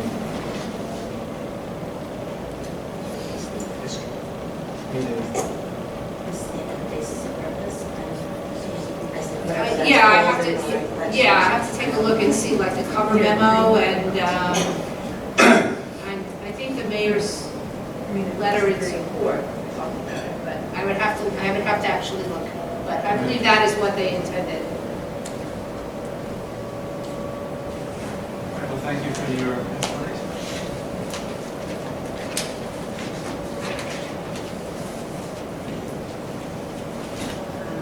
And Helene, I had proposed a change in the rules perhaps a year ago that we consider this, and it was the holding of the chair that we had enough new material on our plate at that time. But this is, in essence, accomplishes that same. Yes, But it needed a change in the law. the law. I don't know that it needed a change in the law, but now there is a change in the law. Okay. It's just the rules, for sure. The rules that all 3 have to. Right. Right. I think the statute before, Was it was ambiguous. You could argue one way or the other, and I think that there were meritorious arguments on both sides, but the fact that they changed it seems to me that they're leaning toward just the one has to meet these additional requirements. So.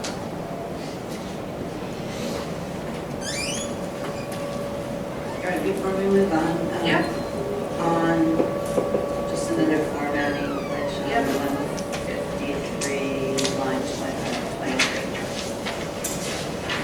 Which I noticed when I tried to go back to the beginning of the section. Right. Line 21. The 7 should be bumped out? Yeah, Yeah. it probably just moved over when you added the paragraph. Yeah. Thank you.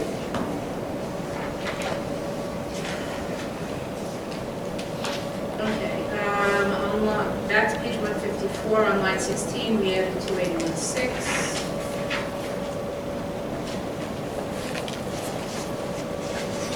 And then again on line 4 on 155, again we added 2816.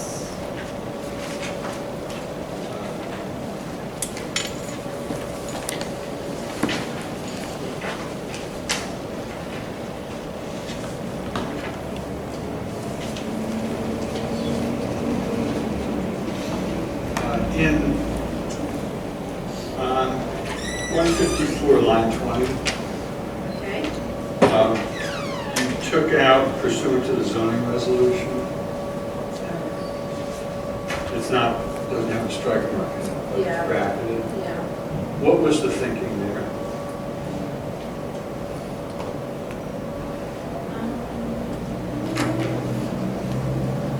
Yeah, that's some kind of important Let's, I don't know, because there are, is joint living work quarters defined in the zoning resolution? it's Or is defined it- in MDL 7B, I know that. Or is it 7B? Yeah, that's, can you take a look at that? Yeah.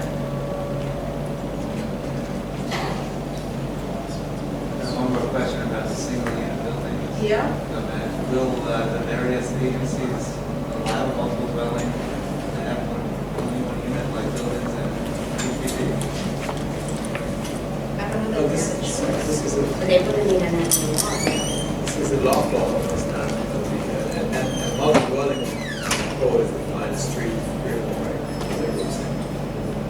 This is not, Will HPD issue a registration number? well, the owner has to register. I think they would have to, because it would be a mixed-use building, wouldn't it? Mixed-use buildings have to have MDRs. Like if you had a store above and two apartments above, Right. you get an MDR for that. No? Mr. Frosch is shaking his head no. I think you're right. It's a multiple dwelling registration, that's what it is. For It's not a HPD, multiple dwelling, I don't know how. Anyway. I don't know, I remember from my days at ECB, I had to look it up and. When we and- try to and bring management. HPD involved into a situation where there's not at least 3 units or greater, we sometimes run into. can I go to the HPD inspector on spot? Do you know? If an MPR is required. Yeah, I have access to those buildings, typically there is a registration number. for less than 3 in a mixed-use building? Less than 3 residential? No. Let me look that up. Okay, so what was the point there, though, Mr. Carl? How is this problem going to be resolved? Yeah, it's a good Resolve, question. what problem is it? What kind of problem do we have, though, I'm not sure. But if there's now a law that allows a multiple dwelling to not be a multiple dwelling, then how? You mean the interim multiple dwelling? An IMD, and how can it? And my answer is that this is really not the same, it's like a carve-out. It's not an ID anymore. All right, well, but once it gets through the process, then it becomes no longer an IMD, it becomes an MDF, right? It A full becomes what? dwelling. Maybe, So And then term- it needs to register, and then it needs to do all these things, so it's a really valid argument that if you get to the end of the process and then you can't become a multiple dwelling, Owners may have problems at the end of the road. This is not a new issue. I mean, problems of doing what? Problems registering their building? They can voluntarily register if they want. If it's not required. I think the HPD rep just said that. Even if it's not required by law. I mean, if I have a one-family home and I want to register with HPD, I can do it. yeah, but a one-family home has to be a one-family, it can't be a one-family home with, well, I guess, could it? Like 6 Voluntarily doors? register. you know, one- I've seen buildings voluntarily register with HPD regardless of whether they're required by law or not. Two-family homes. So, listen, I'm So not an if- expert on if- this, but if staff is telling me that a one-family multiple dwelling is not a problem, I'm going to have to take your word for it. That's an And can I just say that there are other sections of the rules that talk about the fact that there were originally 3 units and now there's no longer 3 units, so there's only 1 unit left, you know, which some people here refer to as last man standing. So that makes, So at that- one time it had 3. Right, but upon legalization, it's now down to 1. Those buildings still get legalized, and those rules are already in our, those sections are already in our rules. This building never had 3 multiples. And the law board, you're saying that the law board would tell them to register and would HPD not to? Well, my question to you is, will there be problems? And the architect is telling me that that's possible. I guess if there are problems, then the legislature has to deal with it. What would be the problem? I'm still not understanding what would be the problem for the owner to register the building. Well, if you're telling me that HPD will register, then I guess it's. Well, I'll tell you, HPD will take the registration. If you submit something to HPD today, they will take it. And so will DHCR. And you'll have no problem at buildings either. Building permit, government. Listen, I'm going to take your word for it. I'm positive.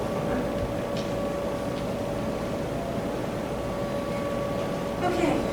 Anything else on 154? I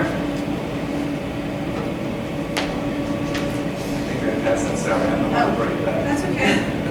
All right, so 155, we have, again, we're adding 281.6 where appropriate. We're adding the June 15th, 2015 date for the units covered under the 2015 amendments and June 25th, 2019 for the 281.5 and 281.6 buildings covered by Chapter 41 by the 2019 amendments. So any questions on those? Yeah, two questions. With Section E for Chapter 20 of the laws of 2015, Right. what units would those be?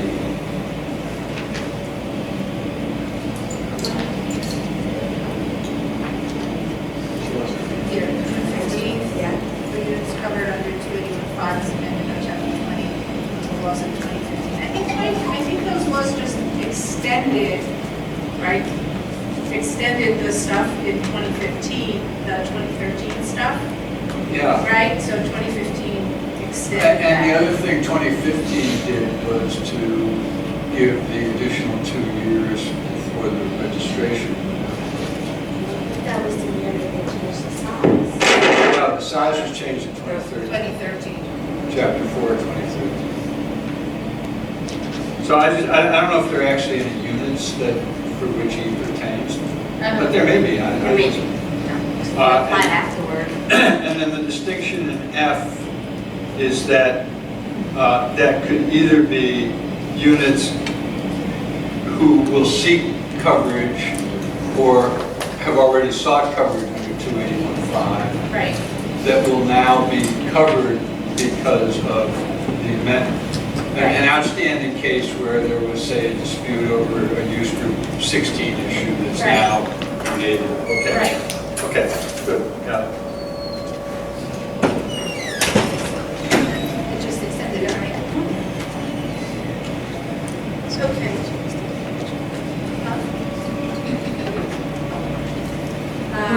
So on the top of on 156, similar provisions to the ones we were just discussing.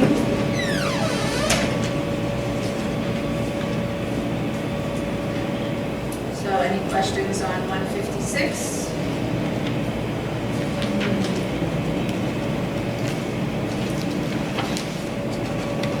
Okay, and on 157, we're adding 281.6 where appropriate, on line 3 and line 5, and then we can talk about 22 through 24 whenever it's ready.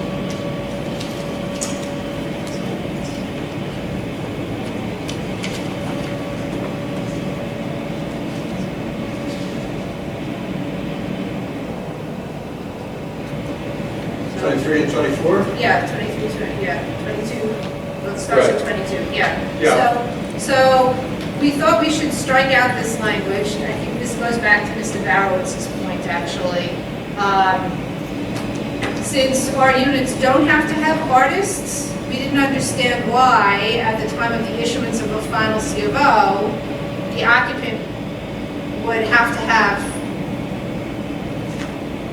an artist's certificate. I'm assuming that must be in compliance with the zoning resolution is an artist's certificate, or the unit must be vacant. So that didn't make any sense to us because, maybe it made sense back in '82, where you only were allowed to have residential use in these buildings if it was residential use as of right, unless you were falling into one of the other categories, but it seems to us that it doesn't make sense to keep it there, and it could be used against people, so we thought we should strike it. I circulated this, as I think some board members are aware, there's this so-called process taking place now in Soho and NoHo, which you, that Elaine and Yeah, we've Martha been to have attended some of the meetings. And I know that this proposed deletion is not predicated on anything in Chapter 41 of 2019. It's more of what you're proposing as a maintenance issue. But I have flagged this last week and circulated it to some of the people that are in that advisory group. And at the moment, I'm getting kind of conflicting. It's good, it's bad, they should, they shouldn't, this is terrible, it's actually helpful. So I would just ask that we leave this open for the moment until I can get a little more clarity on that. I mean, I'm fine with leaving it in altogether. you know, we just felt that it wasn't accurate, so why is it there?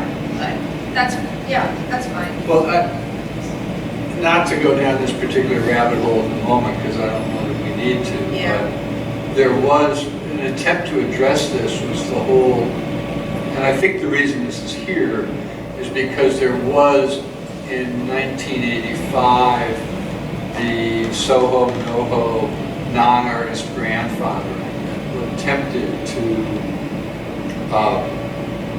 create a path forward for IMD units that did not have a certified artist in it, but that the requirement was that those people identify themselves as such and would be grandfathered in, that there was a considerable amount of community outreach. That's reasonable. And I think this is trying to address that the occupant must be in compliance with the zoning resolution, which included that non-artist grandfather, or the unit must be vacant. So whether we're better off with it or without it, in my mind, is not clear at the moment. So I would just ask that we leave that open. I guess so. You know, when I moved into my law building, even though I was a member of the artist certification, I needed certification to get a mortgage. To get a mortgage? I needed certification to get a mortgage. Now, I'm the only artist left in the building. Nobody else needs it. So, and the city just hasn't addressed this problem. And you know, it's been, what, 3 months since that first Soho meeting?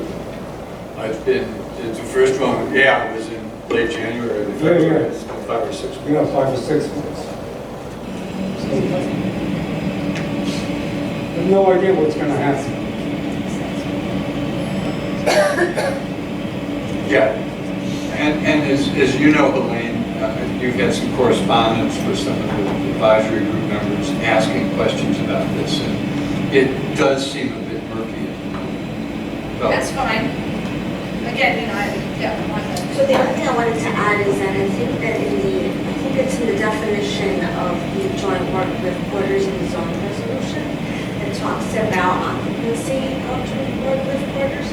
And there's this like general provision at the end that talks about occupancy provided by, otherwise provided by law. And that other law would be the Loft law. right. So it's no longer required to have artist certification if you're in an IMD, even if you're in the zoning district that requires it, because the authorizing law is the Loft law, not the zoning resolution. Well, it certainly was the case in my building. I'm amazed that the city had such foresight to do this, rather than just letting it slip away. So does you put the final CMO state the phrase joint living work? It frequently does. Yeah, and actually we're trying to get away from that because it causes this confusion. But what DOB had been doing was saying that it was a JLWQ and then there was an asterisk and there was a declaration at the end of the C of O that said, you know, unit 2, 3, and 5 are legalized under Article 17, you don't need an artist. That can be problematic if whoever is inspecting just sees JLWQ and doesn't read to the end. Just give you another example of how confusing everything is. Real estate code of New York has issued at least 3 times. They have stated that if an artist refuses to pay rent, they can get away with it. Or if the artist refuses to allow the landlord to inspect their building, they can get away with it. They have said that at least in 3 memos that I got. So finally, I got a message to them and saying simply, if the artist refuses to do this, they they could be evicted. But, you know, the real estate board in New York, I don't know, they claim that they read this and they make their own conclusions about it. There's such mystery about all of this. Why don't we just leave it open for now? I guess so. You know, worst comes to worst is we just leave it in there, but, you know, I certainly wouldn't want to have something in our rules that are gonna hurt people. So that was my concern. For people unlawfully, or Yeah, obviously. or might hurt somebody. Yes, yes, I agree with that.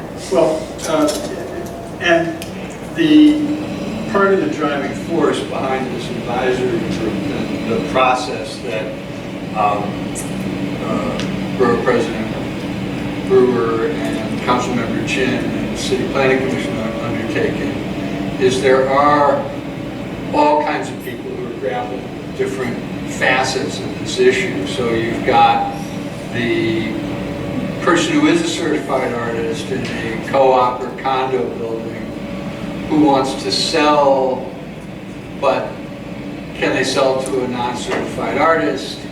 Would it be, does that depress the potential sale price? And this is all kind of up in the air at the moment and under pretty intense discussion. So I think if we just leave it open for the moment, that's maybe by the time we get to a public hearing, there'll be clarity on this. Okay. Or it might be more muddier, as some would say.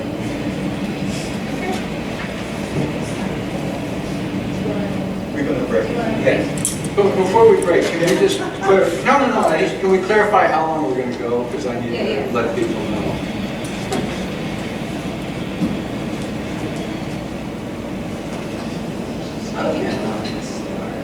So, we would like to do another hour and a half when we get back from break. Sure. And we would like to do an half an hour break, is that all right? Sure. So break till 1:30, wrap up at 3. Perfect. Thank you. I'm going to have to leave, I'm sorry to I say. understand. Okay, we are temporarily off the record. We are adjourned.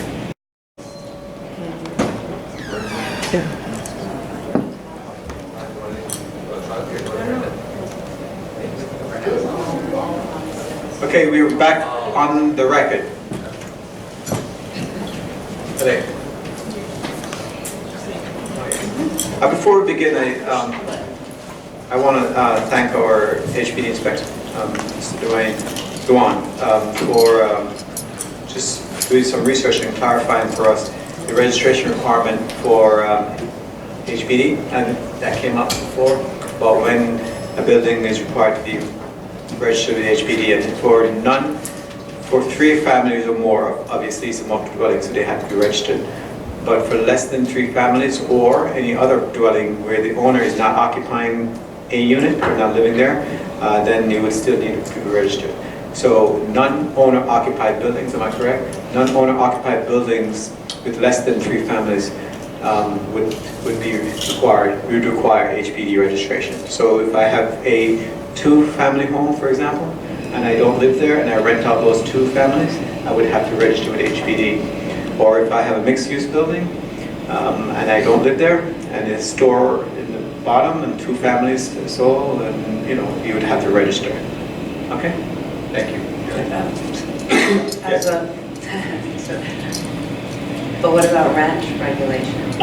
I'm sorry. What about that? And what about rent regulation? Rent regulation is completely, not different issue altogether.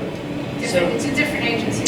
Right, so just coming back to what would be the consequences at the end of, if a building then leaves Loftward jurisdiction, then it's not a multiple dwelling, and then there's no, so it's no longer rent regulated. Yes, it is. How? Because Article 7C says that these units are rent regulated.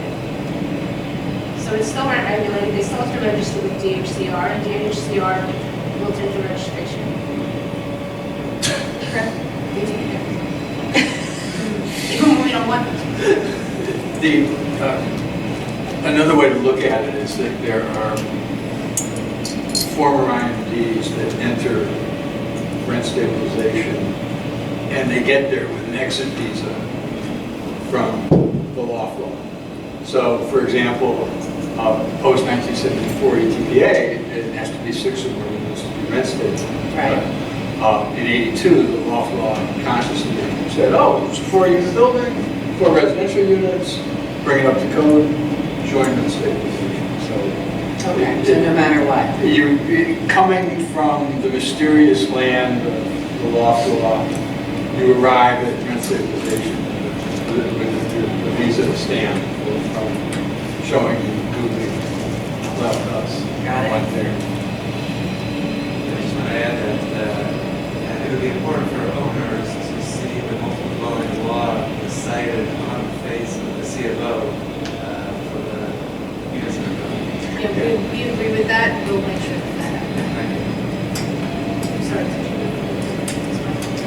No? All right. Okay, so we pick up on the top of page 158, I believe. Again, on line 8, and then down at the bottom on line 29, just adding references to MDL 2816 where required.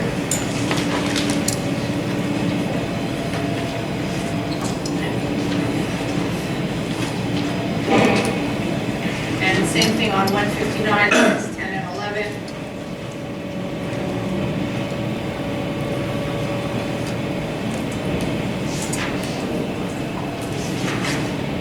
I would just point out here, lines Which page? 58 or 59? 159, Yeah. that we have the whole study area, Board of Estimate, arcane language. Okay, So if we ever decide to do anything about that, it drops up here as well. okay. All right, on 159 on lines 24 and 25, so you'll note we added 209, we added 201, A9, it said A9 and 10, but we had to add an 11 and 12, and actually 13, which is in the next paragraph on line 28, to 201, we haven't gotten to it yet. But, so those are for the, as a result of the amendments of the 2015, which is 11, 209A, 11, and then 209A12 is 281.5 as a result of the amendments in 2019. And then 201A13 is as a result for 281.6. So any questions on 159? Okay, so on the top of 160, again adding MDL 281.6 where required, and I would note on lines 4 or 5 that is those sections are those same sections that are not the occupancy. It's 400 square feet, not in a cellar. Have to have an entrance. Have to have your own entrance, etc. So that's what those sections are. So, Ellie, can you just explain the intent of this section? So this is what we were talking about before, where there's a revocation of IMD status. So let's say, like we had a building that had X number of units above, and then there were units in the basement at the time where there was a basement exclusion, and we found out that there was a basement exclusion.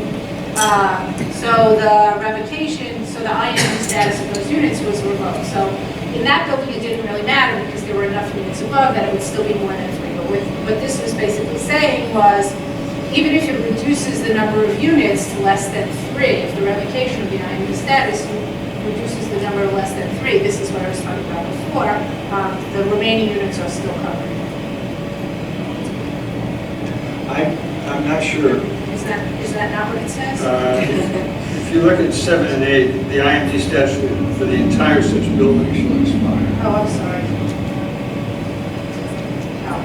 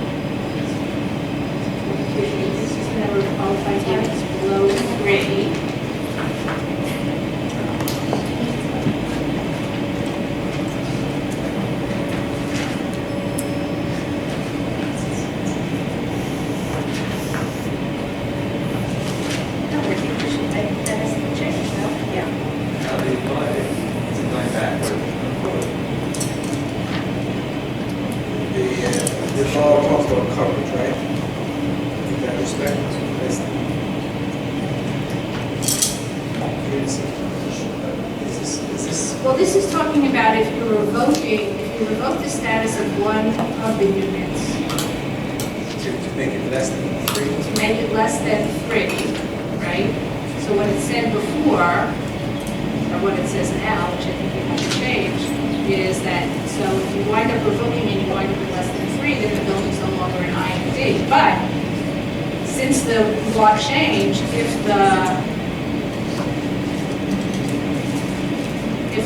we find out that one of the units doesn't meet the criteria, the other 2 could still stay. But the criteria was in existence at that time in the past. I don't think the law is going back. Well, if you look at the criteria, this criteria talks about either residents of a home or of a family as defined in MDL section 4. A unit must be located in a building, a portion of which is commercial manufacturing. That is still. Lacks Oh, I'm sorry, it's the other ones. So this is not the 281. This is not the 281. Right. Criteria, so that may be right. I think, if I remember correctly, the principal reason this language was put in after 2010 was, what if the owner wanted the building to be an IMD and the tenants did, but there was an incompatible use that the owner turned a blind eye to and registered. I think this was intended to empower the executive director to be able to revoke that determination.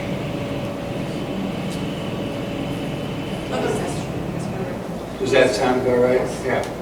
Now, obviously, to your example, I want to register the unit of the building, and I'm an owner, and I'm not paying much attention, and there are 5 units above ground and 3 units in the basement. The 3 units in the basement could have been decovered, Right.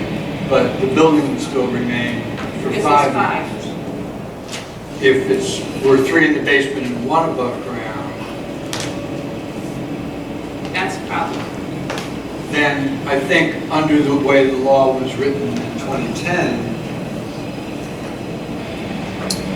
but now as amended in 2019, I think it changed. But this doesn't, but I think Martha is right. If we look back at A 208A4, let me just find it. On page 143. Way back. So when I said it before, I apologize. I was wrong. So in order for a residential unit to be deemed an IMD unit qualified for coverage, the unit must be the residence of a home or family, living independently, be located in a building which was occupied at any time for manufacturing, commercial, or warehouse purposes, lack a residential certificate of occupancy pursuant to MDL 301, and be located in a building that is not municipally owned. So that's what these sections are referring to.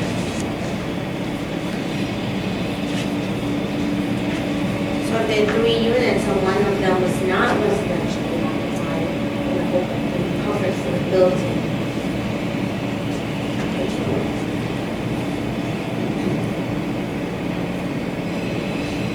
I think We have to make sure that. there are 2 questions here. One is, 3 questions. What did it mean in post-2010? And was that correct? And the third question is, what should it say now? I think post-2010 it was definitely correct. I think it's still correct. Because if you have 3 units in a building and one of them was not the resident or home or family, then that unit is not subject to coverage and was not residentially occupied. So that means there were not 3 families living in the building. So the building should not be covered. So you're saying this exemption applies to the overarching criteria described in 281.1, Yes. So it was the. but not the added exclusions in 281.5. Yes, but we have to find where it says that. We have to find where it talks about the qualifying criteria and change it because the 2019 amendment does affect it. So there's work to do on this section. So yeah, just. Well, but this is right, isn't it? Yes, but this is right. Because the sections that they reference are still conditions for coverage. You can't be a municipal, city-owned building. You can't have a CLO. You have to be the residents of 3 families, except Chelsea section. All of that still exists. So you're saying this is supposed to reference the 281.1? Right, the cross sections here, the 208.884. Right. They are the residence, home, or family. The building had to be used for commercial manufacturing purposes. It's on page 143. Right. Max is CLO and is not city-owned building. But now that I'm reading it, I'm not sure that's correct. Why? Because it says notwithstanding the provisions of paragraph I.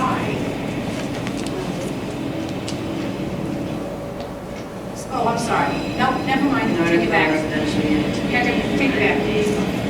This is paragraphs I, and I4 of subdivision 2 of 281, which is different. It's subject to paragraphs 1 and 2 of subdivision 1 of this paragraph. So paragraph 1 of 281.1, little I, is at any time is occupied for manufacturing commercial warehouse purposes, and II is lacks a certificate of compliance or occupancy pursuant to 300. So, yes, this is what it has to be. This still applies. This still applies. Okay. What about Thank you for raising that, though. lines 10 to 12 on 116?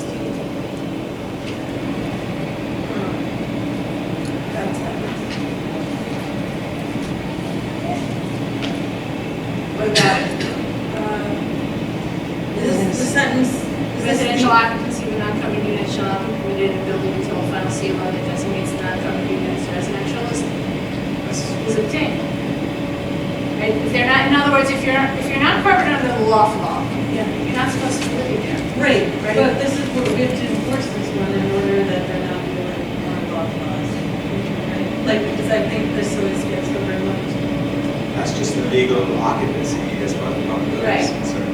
You can't live somewhere that's legal occupancy. We are looking into, We have something right now. we are looking into doing that. Enforcing residential occupancy in IMT buildings that are not in IMT units. Yes. Enforcing. Right, Enforcing. so I'm just thinking in terms of education as this goes into effect, like, you really have to push that people either get out or apply, like, they don't have another option.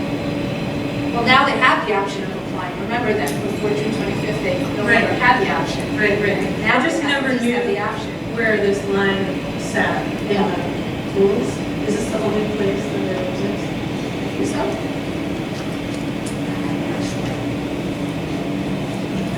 That to me is just saying any illegal occupancy. Yeah, if you're not covered, you can get out. right, right, supposed to be there. But it's not. I will say that I have had situations where I've had building inspectors come to me. One in particular, I remember, who came to me and he said, we have somebody at this building and we have residences on the 2nd, 3rd, and 4th floors. And, but it says it's a loft building, what do you have? And we had 2 and 3. And I said, we have 2 and 3. The occupancy on 4 is illegal, and they wrote a violation. So it's DOB that's starting to enforce, that's not illegal. It's being enforced through DOB. Okay, so for example, But I think in our education effort, outreach to getting people to apply. Right. Yeah, we have to explain this because I don't think people understand. The vast majority of I think that's right. tenants do not understand. I think that's so as right. a scenario, new building that now is eligible for coverage in the 2816. It has 9 tenants. They get together, and like most tenant groups, there's not 100% comity. 6 decide to apply for coverage. And option 1, they list the other 3 units as being residential. Or option 2, they're really ticked off at those other 3 people, and the 6 just apply for themselves. Now you've got 3 units that are being used residential that have not applied for either protected occupancy or for coverage, but are eligible. Are they subject to enforcement? I would say yes, because they're not covered. If you're not covered, then you're subject to enforcement, no? Right? I mean, the way I interpret this one, if you're, it's an IMD building going through the process, if you're in an apartment, a unit where you're not covered, you're not supposed to be there until the Correct. final C of O, and then Well, until the Then final, you can- presumably, the final CO will cover, actually picks up those units. Which is Right? another I mean, issue. if they're not on the final CO as residential units, they can still be occupied. Okay. they could be commercial spaces. Or, Well, whatever the CO says. Well, so But, to tease out my scenario, 9 units, 6 apply, they are silent about the other 3 units, who are eligible, and Right, now there's no deadline. right. So along comes DOB and says, what, you're living here, they could still then apply for coverage. Oh, yeah, there was Yeah. nothing to say. So the remedy would be, Now we remedy. the remedy would be. And the violation would not be written to them regardless. The violation would be written to the owner of the property for having an illegal occupancy. Right, the remedy for the owner would be to register. Right, but now, a manufacturer on Or a this, victim, but they would still have They the would still opportunity to But apply. they're just Right. being able to apply. They could raise it and eventually. but now a manufacturer on the second floor, or retail use, some use, commercial use on the second floor, moves out, the owner subdivides and creates 2 units that don't have a C of O, Residential units. residential Right, units, and that don't qualify for any window period. right. They would be subject to being asked to leave. And If they were occupied, yes. and the owner could not rent those units residentially until he or she obtained the C of O Correct. for those units for yeah, okay. That's the way it's supposed to work.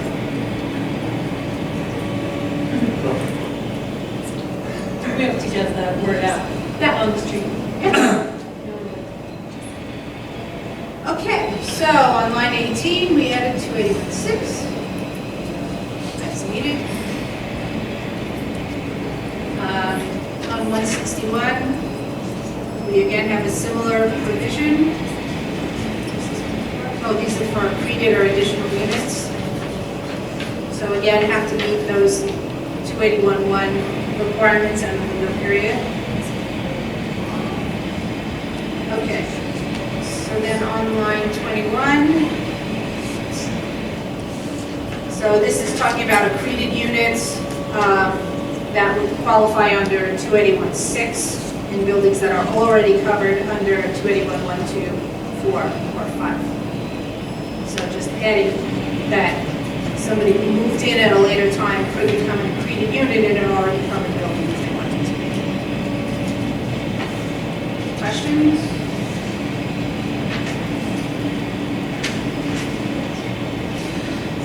Okay, 162. What? Here, under G, G1, Okay, oh, 160. The building structure and secretariat of one, no, because 281 is in the next section. It's, because it has to do with the window periods. So G starts with 281, 1, 2, and 4, right? So that's on line 24 on page 160. And then when you get to line 14 on 161, that's 281.5. And then on line 21 is 281.6. I remember that one too. Okay, on 162, again, we're adding 281.6. Sorry, on 161, one, just to Elliot's point, five. Line 5? Yeah, right. The joint living work order. Right. Did we say we're gonna research what? We're gonna research what that Zoning. definition is, Yeah. yeah, if that's zoning or not.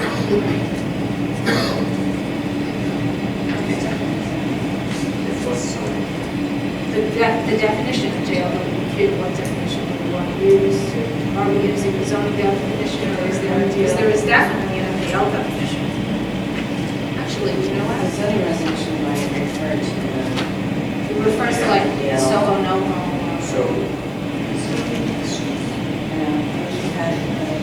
we should have a zoning book here. Now that we've people. so JLWQ is only referenced really, right? In the MDL, right? That's where. Well, I think that was originates. the question. That's where. It's in the definition section, in 1210, the zoning Of the resolution. zoning resolution? Yeah. Okay. Well, you think it's the same as the, I don't know if it's the same, but I know that the definition in the zoning resolution says who can occupy a JLWQ. And one of them is a certified artist, and the last exemption is someone authorized by another law. And our law is Is the one that- another law.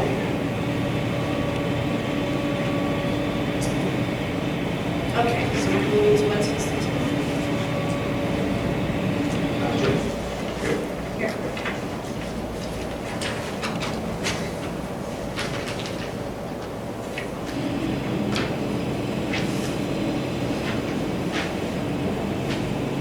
Okay, so here's the one that says the decrease in the number, this is the one I was thinking of, that decrease in the number of units. Does not alleviate the landlord from having to register and legalize.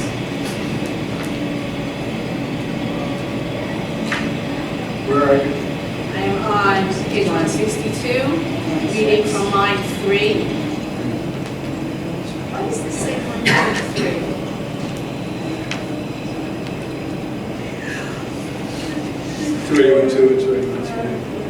No, there's a formatting thing, but.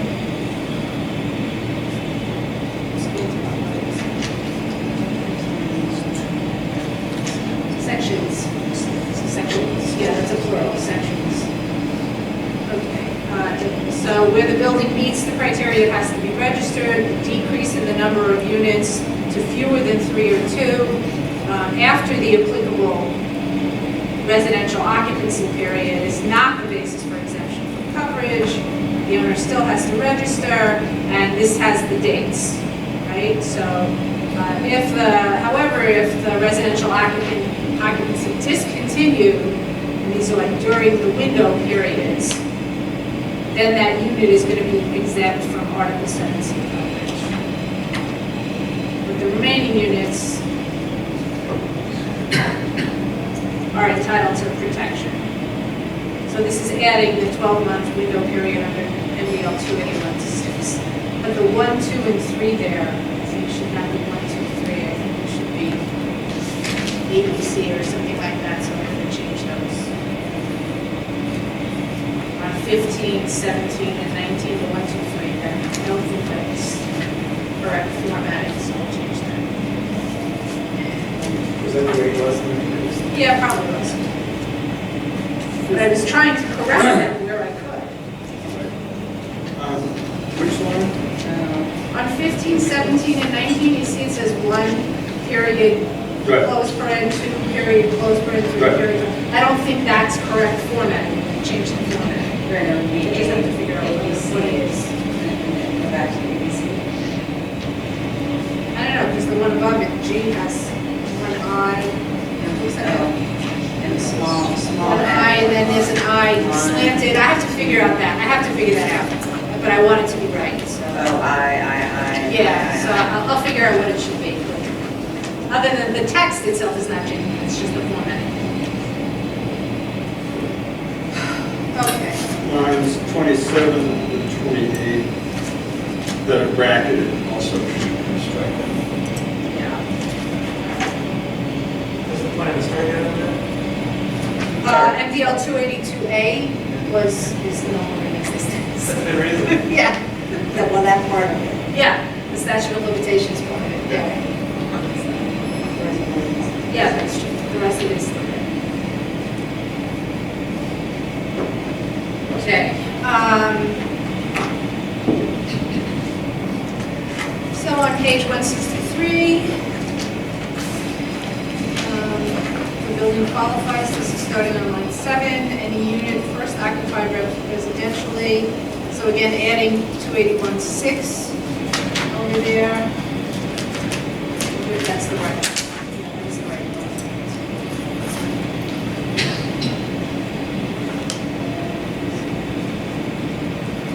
I just want to see the strikeout. Oh, this was this January 2nd, 2009 that I didn't understand that.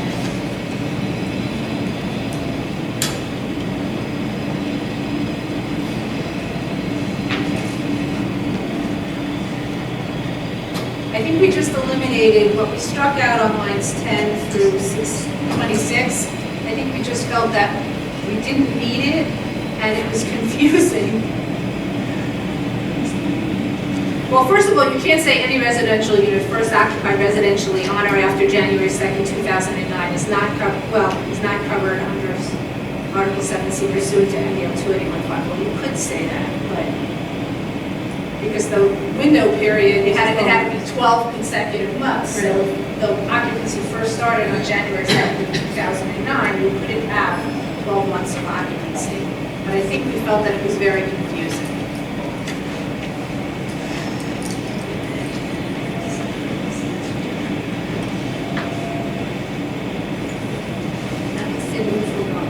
Qualifies as a building unit that meets the criteria for coverage of 281 is not covered if the owner, lessee, or agent for such a unit has a trust. Oh, I think this has to do with statute of limitations here. Yeah, this all has to do with MDL 282.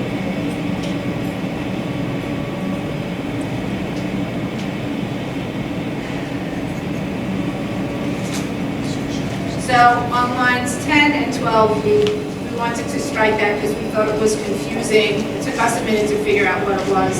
And then 13 through 26 all have to deal with MDL 282A.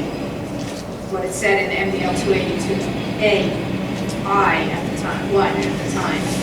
So that's why we struck out the rest of that. Is that clear? I'm sorry, I'm being a little punchy. Yeah, that's Take your word for it. You want me to say it again? No, I just want to catch up on that for a second.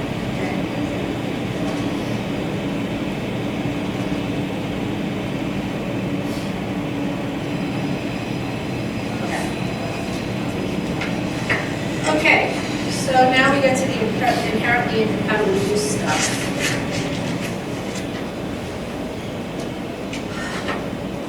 So, again, adding in 281.6, because there is still some inherently incompatible use stuff concerning 281.6, and the section now reads in legal, the section of the law, that this is paralleling, means on line 5, the use has to be in legal operation and actively and currently pursued. And for the buildings for which coverage is claimed under 281.5, here's what that term means. And it means the same thing for 281.6, except that it has a different date. Right, so for 281.5, it has to be actively and currently pursued as of June 21st, 2010. For 281.6, it has to be actively and currently pursued as of June 25th, 2019. In legal use and actively pursued.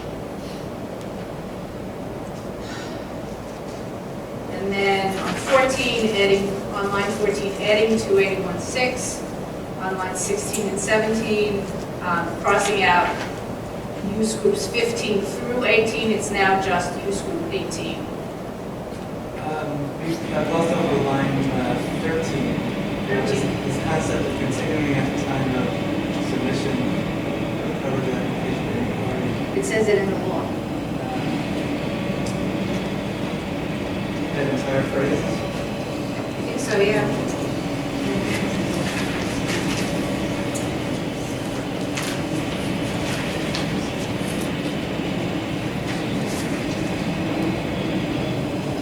So if you look at the law on page 22, I'm sorry, page 2, line 22, 2B2s.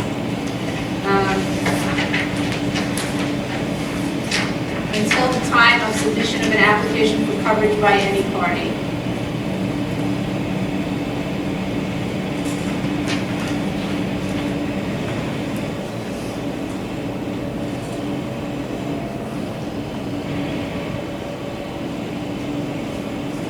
Shall take effect and continuing until the time of the submission of an application for coverage by any party. And it's in the same context as the rate. It's meant to be. If you think it's ambiguous, let's fix it. Well, I mean, this. Oh, actually, this is MDL 2816, but it's the same language. Okay, we Yeah. find it in the rate. Yeah, sure. It's on page 3, line 38.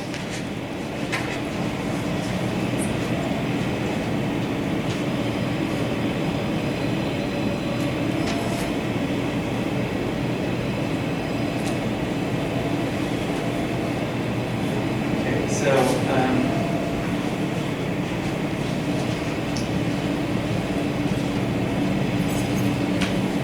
any party meets every party?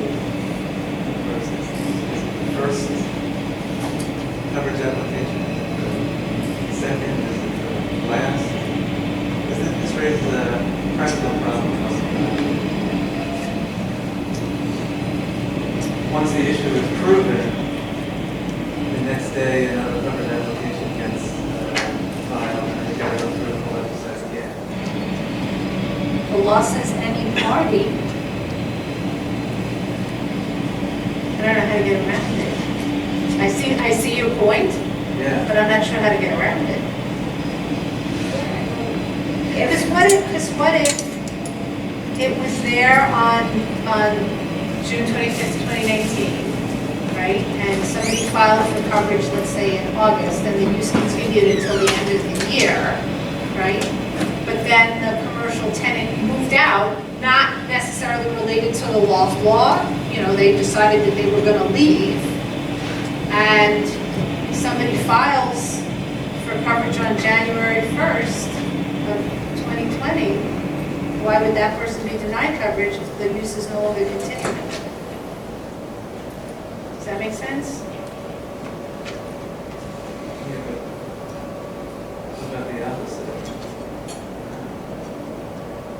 Having to prove the same Well, case over and over again. Well, maybe you make a race judicata or collateral estoppel work. I suppose. But if you made the first coverage application a limit, a time limit, that would solve issues. No, it wouldn't, because if the commercial use, oh, you're talking about if the commercial use continued in existence. Yeah. So you want to add to the rule that if there's been a determination based on this and the same business is still there and in existence, then, It doesn't mean to be redetermined. huh? I don't know, I'm asking. I think so. That's something. Because you can have a trial that will get stopped if they're gonna consolidate claims. Have to do the research for the next time period. I mean, after all, the first application for coverage was served on everybody, right? in the building, so. That's assuming that the person that's claiming coverage at a later time is still there, was there at that time. Right, because the unit could have been residentially occupied during the window period, but that person left and somebody else moves in later.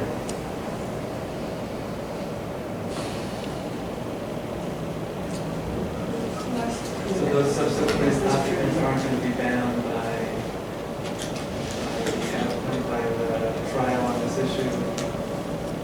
I mean, even if it's in that same unit? I don't know, I think you would have to make a factual inquiry as to whether or not the use is still in existence. Right, I guess it's kind of a bifurcated timeline, right? Was it there on January 25th, 2019? So the first case would establish, yes, it was there on January 25th, 2019, right? And then for applicant number one, tenant number one, right, continuing to the date that they applied, but for tenant number two, then you'd have to see if it continued to the date that tenant number two applied. Is this the only section in the law that looks forward in time? I mean, usually the law is looking at a fixed date and then going back.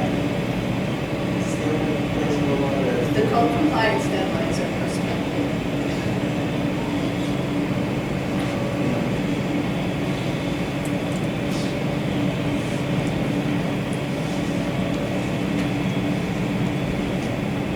And this is supposed to be controversial. Kind of a problem, especially when a case is ongoing. Well, if the first case is ongoing, I don't see why the case wouldn't be consolidated. I mean, why on earth would an oath judge want to have to listen twice to all of the same things? But if that fact was already determined, Well, are you talking about a case that's where the trial is continuing and then somebody, yeah. That the case gets assigned to the same judge. It's a matter of practice. Then they got to stop the trial and then they got to, the owner would have to do more research on the uses of those. I guess it depends on whether or not the use has changed. Or, I mean, I don't know, if it's the same use, it seems to me it would be fairly easy for the owner to come back at a later time and say, here it is, it was like this then, it's still like this now, let's move forward, I don't know. I do understand your point though, Yeah. but it says any party, I don't know how we can fashion it any other way.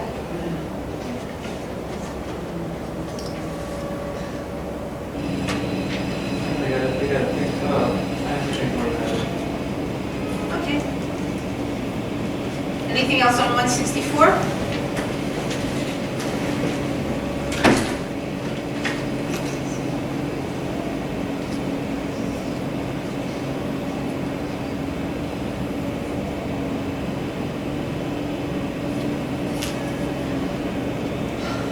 Okay, so then on 165,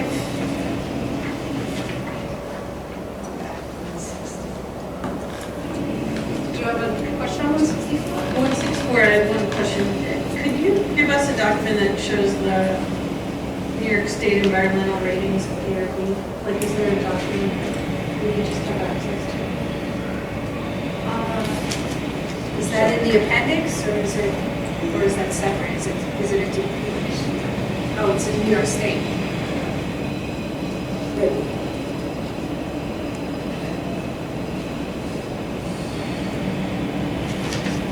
No, it's in the appendices, the uses, the use group 18. So what is it that you're asking for? I just wanted to read about the environmental ratings categories, just as a process. Oh, yeah, that's fine. That's fine. You can send it? Yeah. Thank you.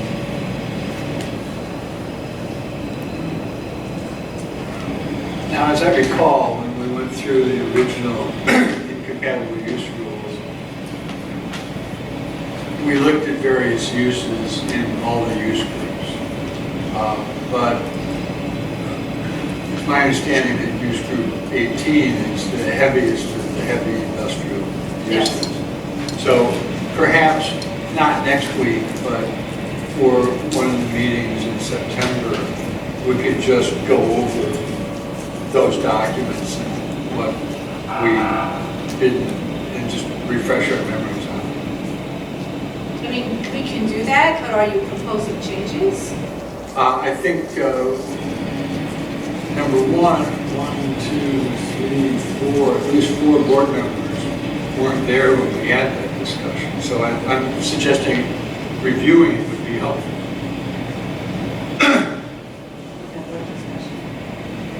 Pardon? After the law passed in 2010, for reasons that were not clear to me at the time, the board decided to thrust itself into the middle of the incompatible use issue first before doing any of the other more basic kind of stuff that we've been doing today. And we were overwhelmed with the task of looking at the various uses within, at that time, use groups 15, 16, 17, 18. Some of the uses in some of the groups, the board decided did not rise to the level of concern. And then the whole question of using the environmental ratings under 224-153, the admin code, and we also looked at, as on the next page, the community right to know law and risk management. And it was really, the board relied largely on the expertise of Chief Spadafora to kind of guide us through that. And it was something I think it's fair to say Elliot's not here to, because he endured it as well, but none of us felt like we really fully understood it. Now, with 15, 16, 17 off the table, it would be helpful, I think, just to spend 20 minutes looking at what all plays out.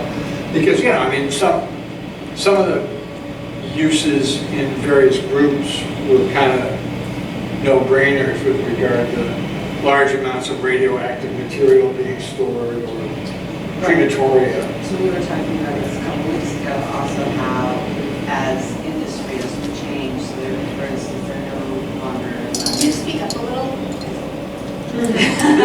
So we were talking about this a couple weeks ago, right? So for instance, this has been, this was a long-running topic of discussion in North Brooklyn for sure, right? So for instance, there's no longer any leather tanneries in New York City. So, or something that 40 years ago was very toxic. There's some types of metalworking that, you know, are done with laser cutters and water guns. So it's everything's changed, and the zoning resolution hasn't exactly kept up with manufacturing as it's defined today, and not as it was defined in the 70s. So, right, we were talking about that. Also, it was a couple months ago, how the special mixed-use districts within the zoning resolution account for this exact thing, that it says you can do this with the exception of, you know, X, Y, and Z, but it's not compatible with that, except with the exception that, you know, different districts have different exceptions and different inclusions, and so I understood. My point is, yes, the zoning resolution actually takes all of that sort of into account in different places, which is why I know we're not zoning. I know we're not zoning, but I don't, it's, you know, why aren't we looking at it more? So I support Chuck's. So it seemed to me that since, in terms of where we're going to spend resources and promulgating rules, is there a need right now to revisit those categories that were exempted back then? And I'm not sure that there is. If the board disagrees, then that's fine. I'm not suggesting revisiting them, just a quick summary So Understand. we're on the same page, yeah. Okay. Yeah. Okay, so what you want to know is how are A and B under section 24-153 defined? What is the community right to know law? What is it, who has to file the risk management plan? Right. And high hazard group age occupancy?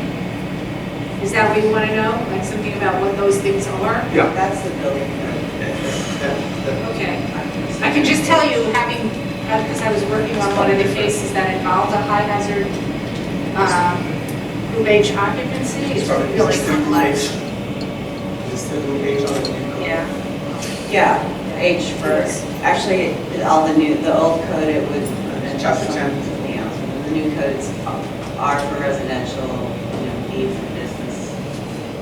Yeah, I'm just saying, It's a little more it's still group H, straightforward. is it not chapter 10 of the building code? Is it still, Yes. is still H? It's not H. Okay, so we will do that. Thank you. So we're going to get that. Law. Always starts with law. But that's not. Well, you should have some good stuff in the files. Of what? No. I'll put something together, and if it's not adequate, then we'll do more. Okay? Yeah. I trust you. Thank you. Okay, so now we get to M, which is on page 165. So, yes, sorry. Let's go back to page 165. Yes. Because you had asked the question, I don't know how to get around the. Yeah. part. Yeah. I'm thinking about it while you were talking. Okay. Something else. You're a good multitasker.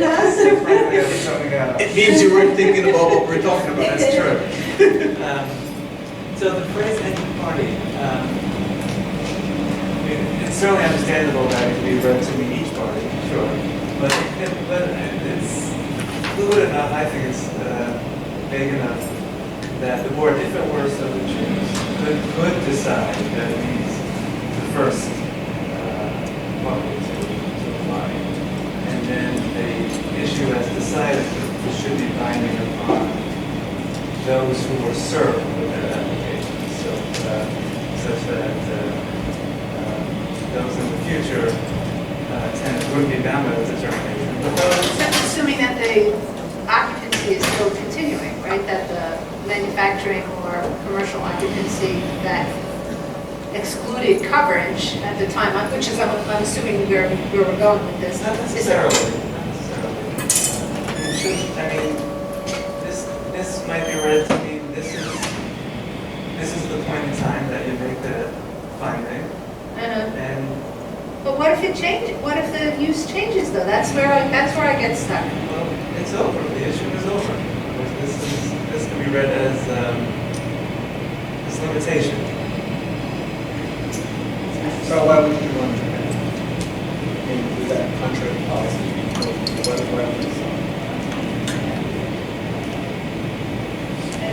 I think that if we decided a case, right, and said, you're not covered because 3 years ago, there was an inherently incompatible use, and that use is no longer there, so it wouldn't stop you from being covered now. I think if we made that determination, because 3 years ago, the board had said that building can't be covered, I think that would be struck down really fast. Wouldn't it be a new application? Well, the question is, should the prior finding be binding? I mean, it makes sense if it was fully litigated the first time around, and it's still the same company doing the same activity, that makes sense. But how do you know if somebody's filing an application 3 years later? You don't know that. That's a factual thing that has to. Wait, so the way we're discussing it makes it sound like it's a continual thing. So if an application is made and the answer's and struck down because the non-compatible use is found, right?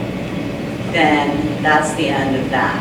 But that doesn't mean 3 years or 5 years or whatever down the road that a new application can be brought. That's one way to read the statute, but this phrase, any party, could also be read otherwise.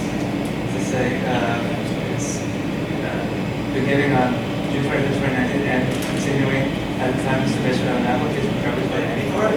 Any party has submitted the application, and that's the cutoff point. I mean, that's another way of reading it. But that's not the same application. That's right. It said, but doesn't it say when this application, so the application that's in It front says of you an now, application. An application covered by any party, so An first application. application has happened, and so you've had the submission of an application covered by any party. That's another way of reading it. Doesn't further the remedial nature of this. That was exactly what I was thinking. Right, that would be limiting coverage applications going forward in a way that I don't think that we should do. I don't think that the legislature intends to. So, I mean, it's up to the board. I agree it could be read that way, but I don't think that's the preferred reading in my humble opinion. No, I certainly understand where you're coming from. I think differently. So you ready to move forward, though? Sure, I mean, that's what I think. Yeah. Well, I think we need a consensus as to. Yeah, we we need to, just- either consensus or I mean, we motion. would have to add, I think, language to clarify, if we're going to go with Mr. Parker's definition, we would have to add clarifying language, I think. Or we can just leave it the way it is. Do we have any other support for Mr. Carver's position? Sorry, I probably won't have. We'll move forward. wait, so What his, exactly? no, but his position is, once no is said, that's the final answer forever. Based on the language of continuing at time submission of an application covered by any party, once it's happened, Once it's rejected, that's it. there's That's the time there's frame. Yes. no opportunity for reapplication. Even if circumstances. Jay?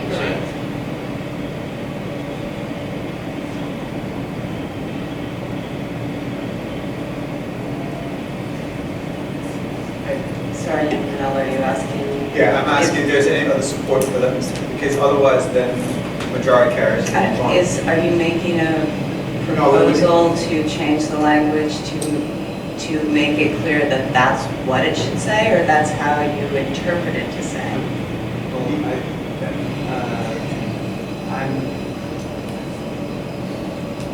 I'm suggesting that the rules reflect the way I read the statute. So you need a motion. Well, it's really nothing to move on, we're having a discussion. I understand, but if there's no consent, like if you're the only one who thinks of it, then the majority carries pretty much. That's fine too. Yeah. This dovetails back to what you said, that you said you didn't hold up.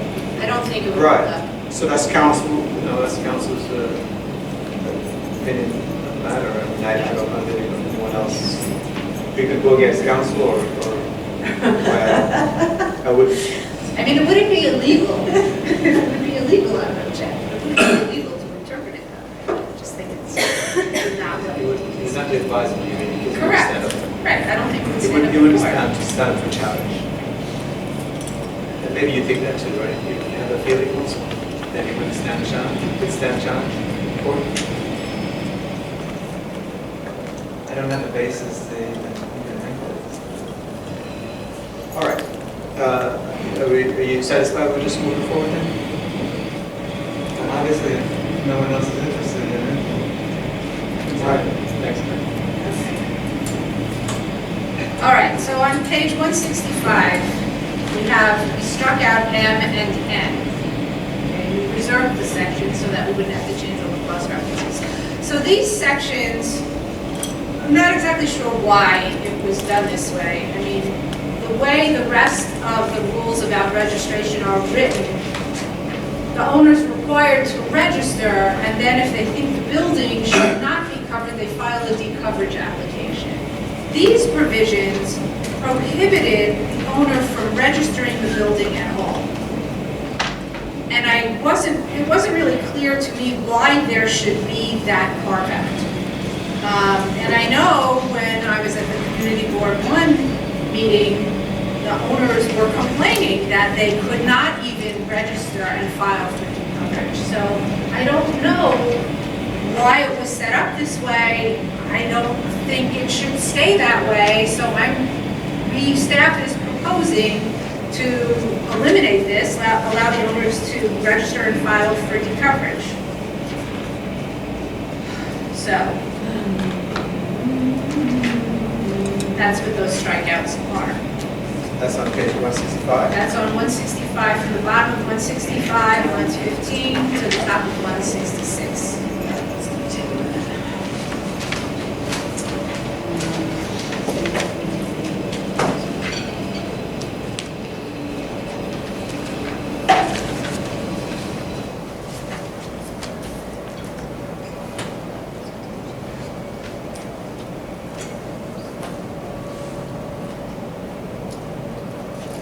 When was that put into the, I assume after the 2010 amendments. Yeah.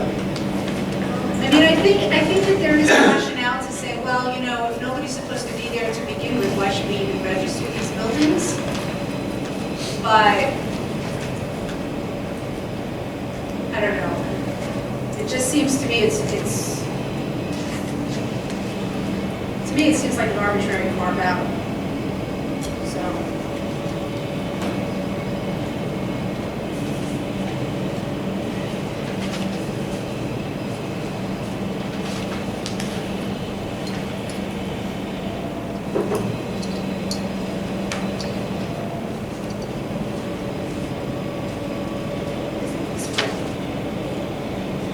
It's just basically saying that they have to certify that there's no incompatible use. But then, yeah, but if we're going to allow them to register and to cover, then there's no reason to have this.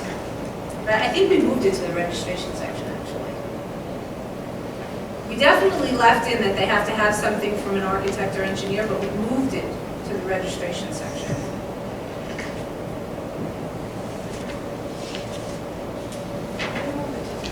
I don't remember. How do we end up with the question of how do you assign an IND number to something that possibly has an incompatible use? I think we did. I don't remember how it came out.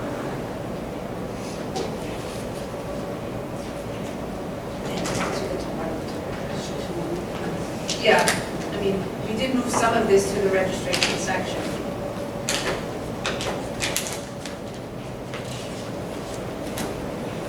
So,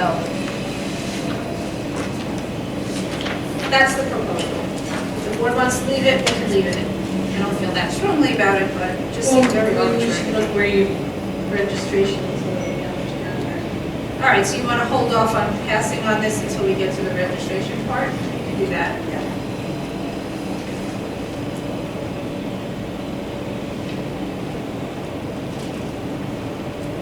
Before we leave 165,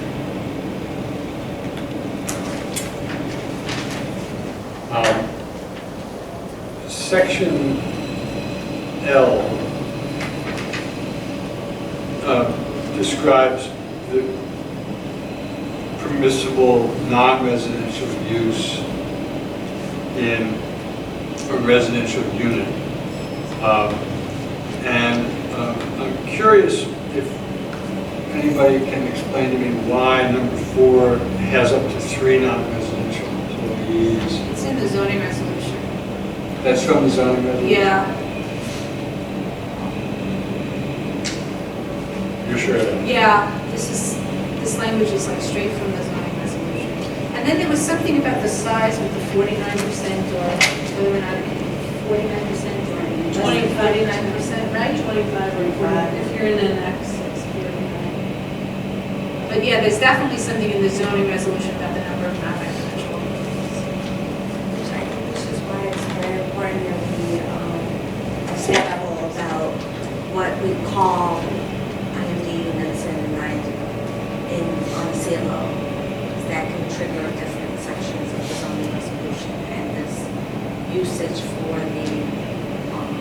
business that we need to make engaging in it everywhere. You know, the percentage of space that they use for art or other business activities. Yeah, actually, I have a question about this. I mean, why do we list 1, 2, 3, 4 versus just maybe the third and last one? Why are we listing the criteria instead of just cross-referencing the zoning resolution? Because I think it's a little confusing. I just know from personal experience, because I am a business owner in Loft, that the 49% only applies to an X zone, special district zones. But other districts, other buildings that are outside of that zone are only 25% of the floor area. So, I think this criteria is a criteria for Maybe. That's what I thought. And they probably were trying to use the most generous criteria at the time. I think that was for general. So, no, but you're thinking of. It's not like You're a home zoning occupation. specific, Yeah, so zoning it's district different. No, it's, specific. I think it's just right. what rules say. And then home occupation is for residential districts, not for, it's like the opposite. You want to work in a residence instead of live in a manufacturing, right? Right. Good point. That's where the 25% is.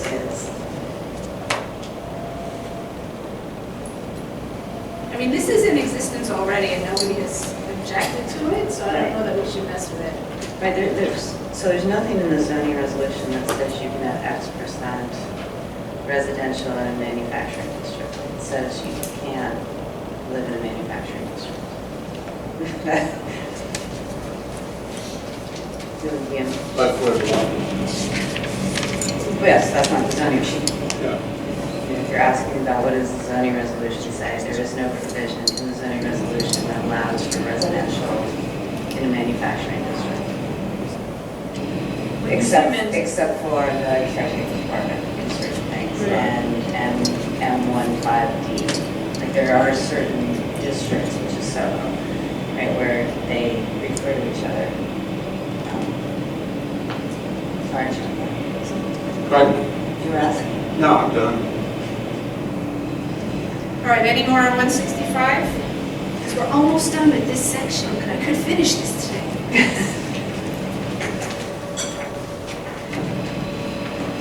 Okay, on 166.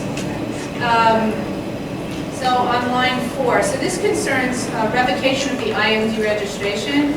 So this particular rule allows the executive director on written notice to revoke the IMD registration at any time for failure to meet the requirements. So it said before it was on written notice to the owner and nothing to the units, and I didn't think that was really fair. So you're telling the owner you're revoking the IMD registration, but you're not telling the people that are living there that you are. So I propose adding and the units, because we don't necessarily know who the tenants are. So we can send notice to the units themselves, so occupant unit 10, occupant unit 12, whatever. So it would in essence be on. Yeah, it would be occupant, but they would still get it. I mean, because now we're not required to send anything. But you prefer units to occupants? Yeah, we have a discussion about that, because we don't necessarily, yeah. We don't necessarily know who's there, and it could be someone who's registered, but, someone else is there. I wasn't using the word protected. Right. Yeah, no, I know. No, I understand that, but then if you have, 5 occupants to a unit, and we don't know but one occupant, Fine, I'm good. Yeah. What about the non-residential units in the parking? If it's mixed building? I don't think it really matters for them. I mean, we could give them notice if you want us to give them notice, but I don't know. Well, that we units would seem to encompass include- that. Yeah, I mean, that's fine. If you think so. I I mean, I'm fine with sending out more notice rather than If- less, but I if- think it's important, at least that the people that are Yeah. there know. Yeah. The people that are living We there. talked about this once during the road meeting, Okay. where we all agreed that sending more notices. Yeah. Yeah. Okay, and then on the next line, we're just adding MDL 281.6 because it belongs there. On line One question on that, oh, passage number, line 3. When does the executive director do that? When have they? had So to my do- understanding is it's only been once, and it was when an owner had registered units that turned out to be in a basement, and we found out that they were in a basement, and so the then executive director revoked the registration for basement units. Okay, so then on line 12, so it's just a grammatical thing, such that the IMD registration number should not have been registered. No, that the IMD registration number should not have been issued. We issue IMD numbers. We're not registering numbers. We're assigning numbers. So we're issuing numbers. We could say change it to assign, one or the other, but it shouldn't be registered. So that's a minor grammatical thing. Is, Yeah. well, sign sounds more correct, but Okay, I'm trying, do a sign. just thinking Yeah. through, again, the definition of the two words and why. No, I think assign is a better word. It's specific, because you Yeah. assign something to a Yeah. specific something, and Yeah. issued is, I can give it to anybody, right? Yeah, I agree. Clearly registered was wrong, so. Okay, on line 17, so this is again referring to uses that occur after the effective date of the different amendments to the law. So this particular section says that an owner can't, after the effective date of the law, move in an inherently incompatible use and then claim that the building's shouldn't be covered. So that's what that section is all about. So it's just adding the references for 281. The 281 are 5 buildings under the 2019 amendments and 281.6. Even if the tenant hasn't yet filed for coverage? Yeah, that's the way the law, that's the way it works.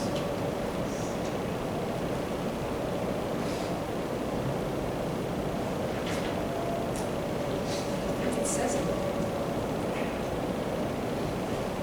No subsequent use by the owner of the building shall eliminate the protections of this section for any residential occupants in the buildings. Oh, it says in the building already qualified for such protections.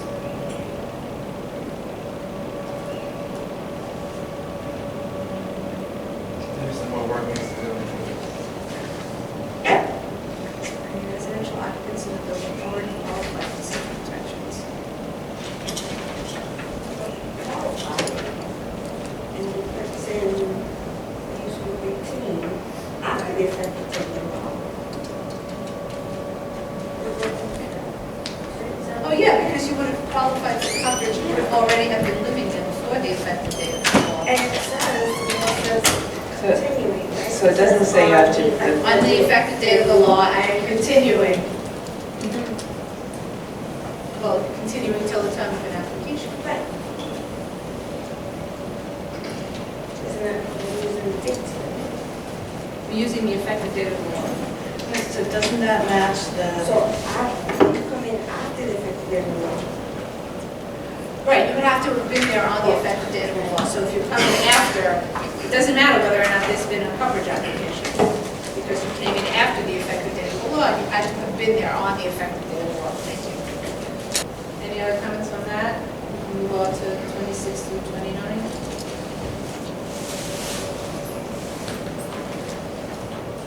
Okay, 26 is just a change to a cross-reference. What used to be 106, 1-06 is going to be 1-21. 27, we're adding section 281.6. And 28, to go back to your point, Mr. Carver, about the shifting of the burden of proof, this is where it's shifting, where it shifts in the rules. So, the law says the party opposing coverage pursuant to the subdivision shall bear the burden of proving the exception to coverage set forth in paragraph 2. So, But shouldn't this be limited to if the opposition is based on the incompatible use issue? Right, I mean, it shouldn't be in all cases. Well, it is. It says the party opposing coverage, right, must establish by a preponderance of the evidence that there are no commercial, if you go back up to 167, that there are no commercial manufacturing or industrial uses in legal operation in the non-residential units that are inherently incompatible with residential use by creating an actual risk of harm that cannot be reasonably mitigated, blah, blah, blah. No, but I think what this is saying is that the party opposing coverage has to establish this in all cases. It should really say that it has to establish this if the opposition is based on an incompatible use.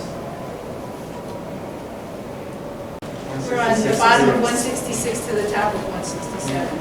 This works when it was the applicant seeking coverage. Has to establish that there are none of that. Okay.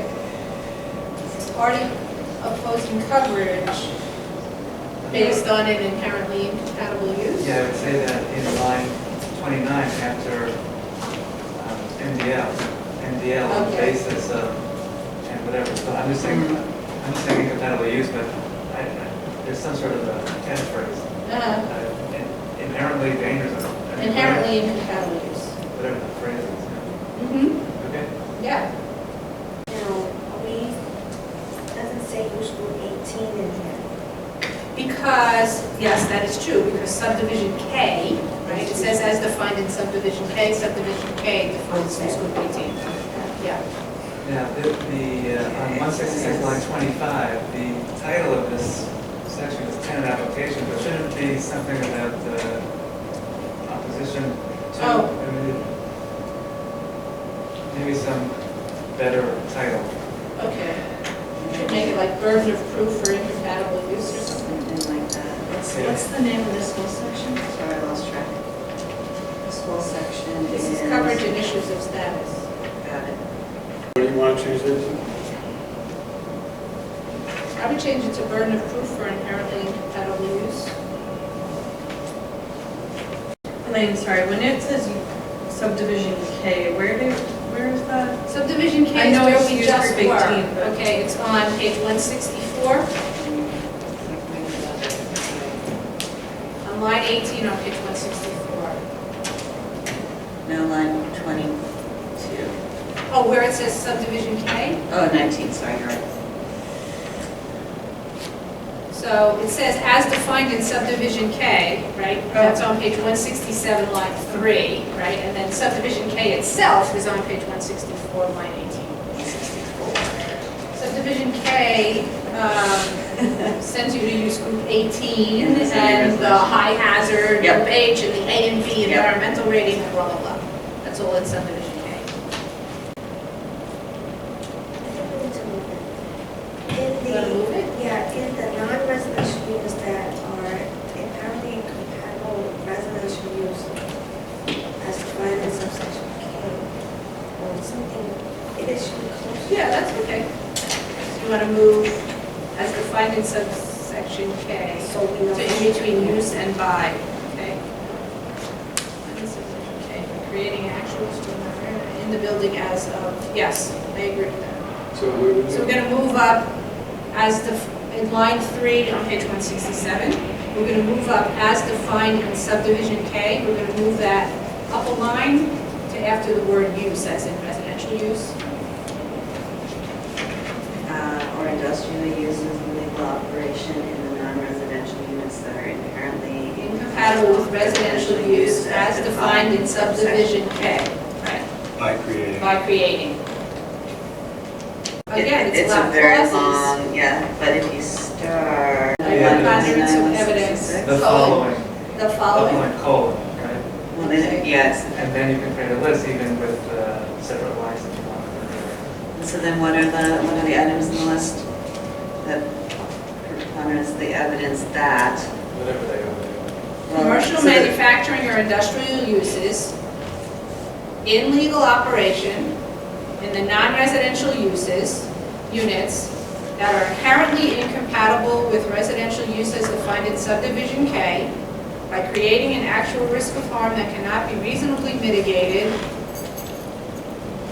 in the building as of June 21st, 2010 for buildings in which coverage is sought under MDL 281.5, or June 25th, 2019 for buildings in which coverage is sought under MDL 281.6, and continuing at the time of submission for an application for coverage by any party. That's the list. It's a lot of things. They put in a lot of things. That there are the following. Hold them. I didn't actually look, because it doesn't do that anywhere else really in the whole rules, right? It just says that. What is K a part of? I understand subdivision K, but then what is there something else to refer? So that, What do you mean? What's K, where does K start? With A, B, K starts on, same section. Well, I get K, I see It's K, still but A. I'm trying to trace it back to like A, B, Coverage. C, D, E, F, G, H. Where does the? Page. So this is small k, so then. Oh, it the goes back to page 140. 140. It's 2.08. It's 2-08. 2-08. Is Yeah. it, Chan, Is is it that all too big much to 2-08? say? 2-08 K, subdivision K. No. I mean, I just. Yes, the subdivision K of section 208 of the Loft portion. Yeah, I'm just wondering if we could rate Yeah. the 208, just because So it's Yeah. if I'm picking it up and I only look at that thing. Yeah, that's fine. Okay. So R, we're not changing. The deletion of S has to do with what I was talking about before, of shifting the rejection or revocation of the registration to coverage application that would go before the board. Perhaps we want to hold off on that like we did on M and N. They're sort of all part of the same discussion. All right, we'll finish 208. We'll talk about 201 next time. I remember in our last meeting, we had like a case that was decovered and turned to residential, and then the one that was decovered and turned to manufacturing again. Oh, so there's a difference between decoverage and legalized, right? So a building that's been under our jurisdiction can be removed and maintain its residential units, either as regulated or not. Or if there's a buyout, they could convert the space back to commercial. But that's not the same as a decoverage application. A decoverage application challenges that the building should not have been covered. The owner registers, but then files a challenge saying, I should not have had to register. He challenges his mistake. No, it's not a mistake. The idea was to bring the owners in and at least get the buildings registered, and then if they wanted to say, but I really shouldn't be registered, to give them an avenue, a due process avenue for them to do that. But the idea was to get the buildings in so that we'd understand what the universe was. And to me, that makes a lot more sense. It makes a lot more sense. I think so, yeah, because then at least we've identified the buildings, yeah. Get out of the So- shadows and into light. Why isn't that just a withdrawal? A withdrawal. It is a withdrawal. It's like a withdrawal, I guess you just have to apply for deep coverage, I guess it's a withdrawal. It's a request for withdrawal because you're registered. All right. It's like Yeah, I mean, requesting to withdraw, it's a deep It's coverage. yes. Yeah. And I came in, I did what the law required me to do, but I believe there's a genuine issue as to whether or not I was required to do that, so let's have a trial. Any other questions? Are we satisfied? All hearts, minds are clear? What day are we? Next Thursday. Yeah, we're becoming a family again. This will conclude our July 11th, 2019 Loft Board meeting. Our next public meeting will be held on Thursday, July 18th, 2019 at 2 p.m. right here at 22 Reed Street, Spectre Hall. Board members, please sign and hand in your attendance sheets. Be careful. Thank you. See you next week.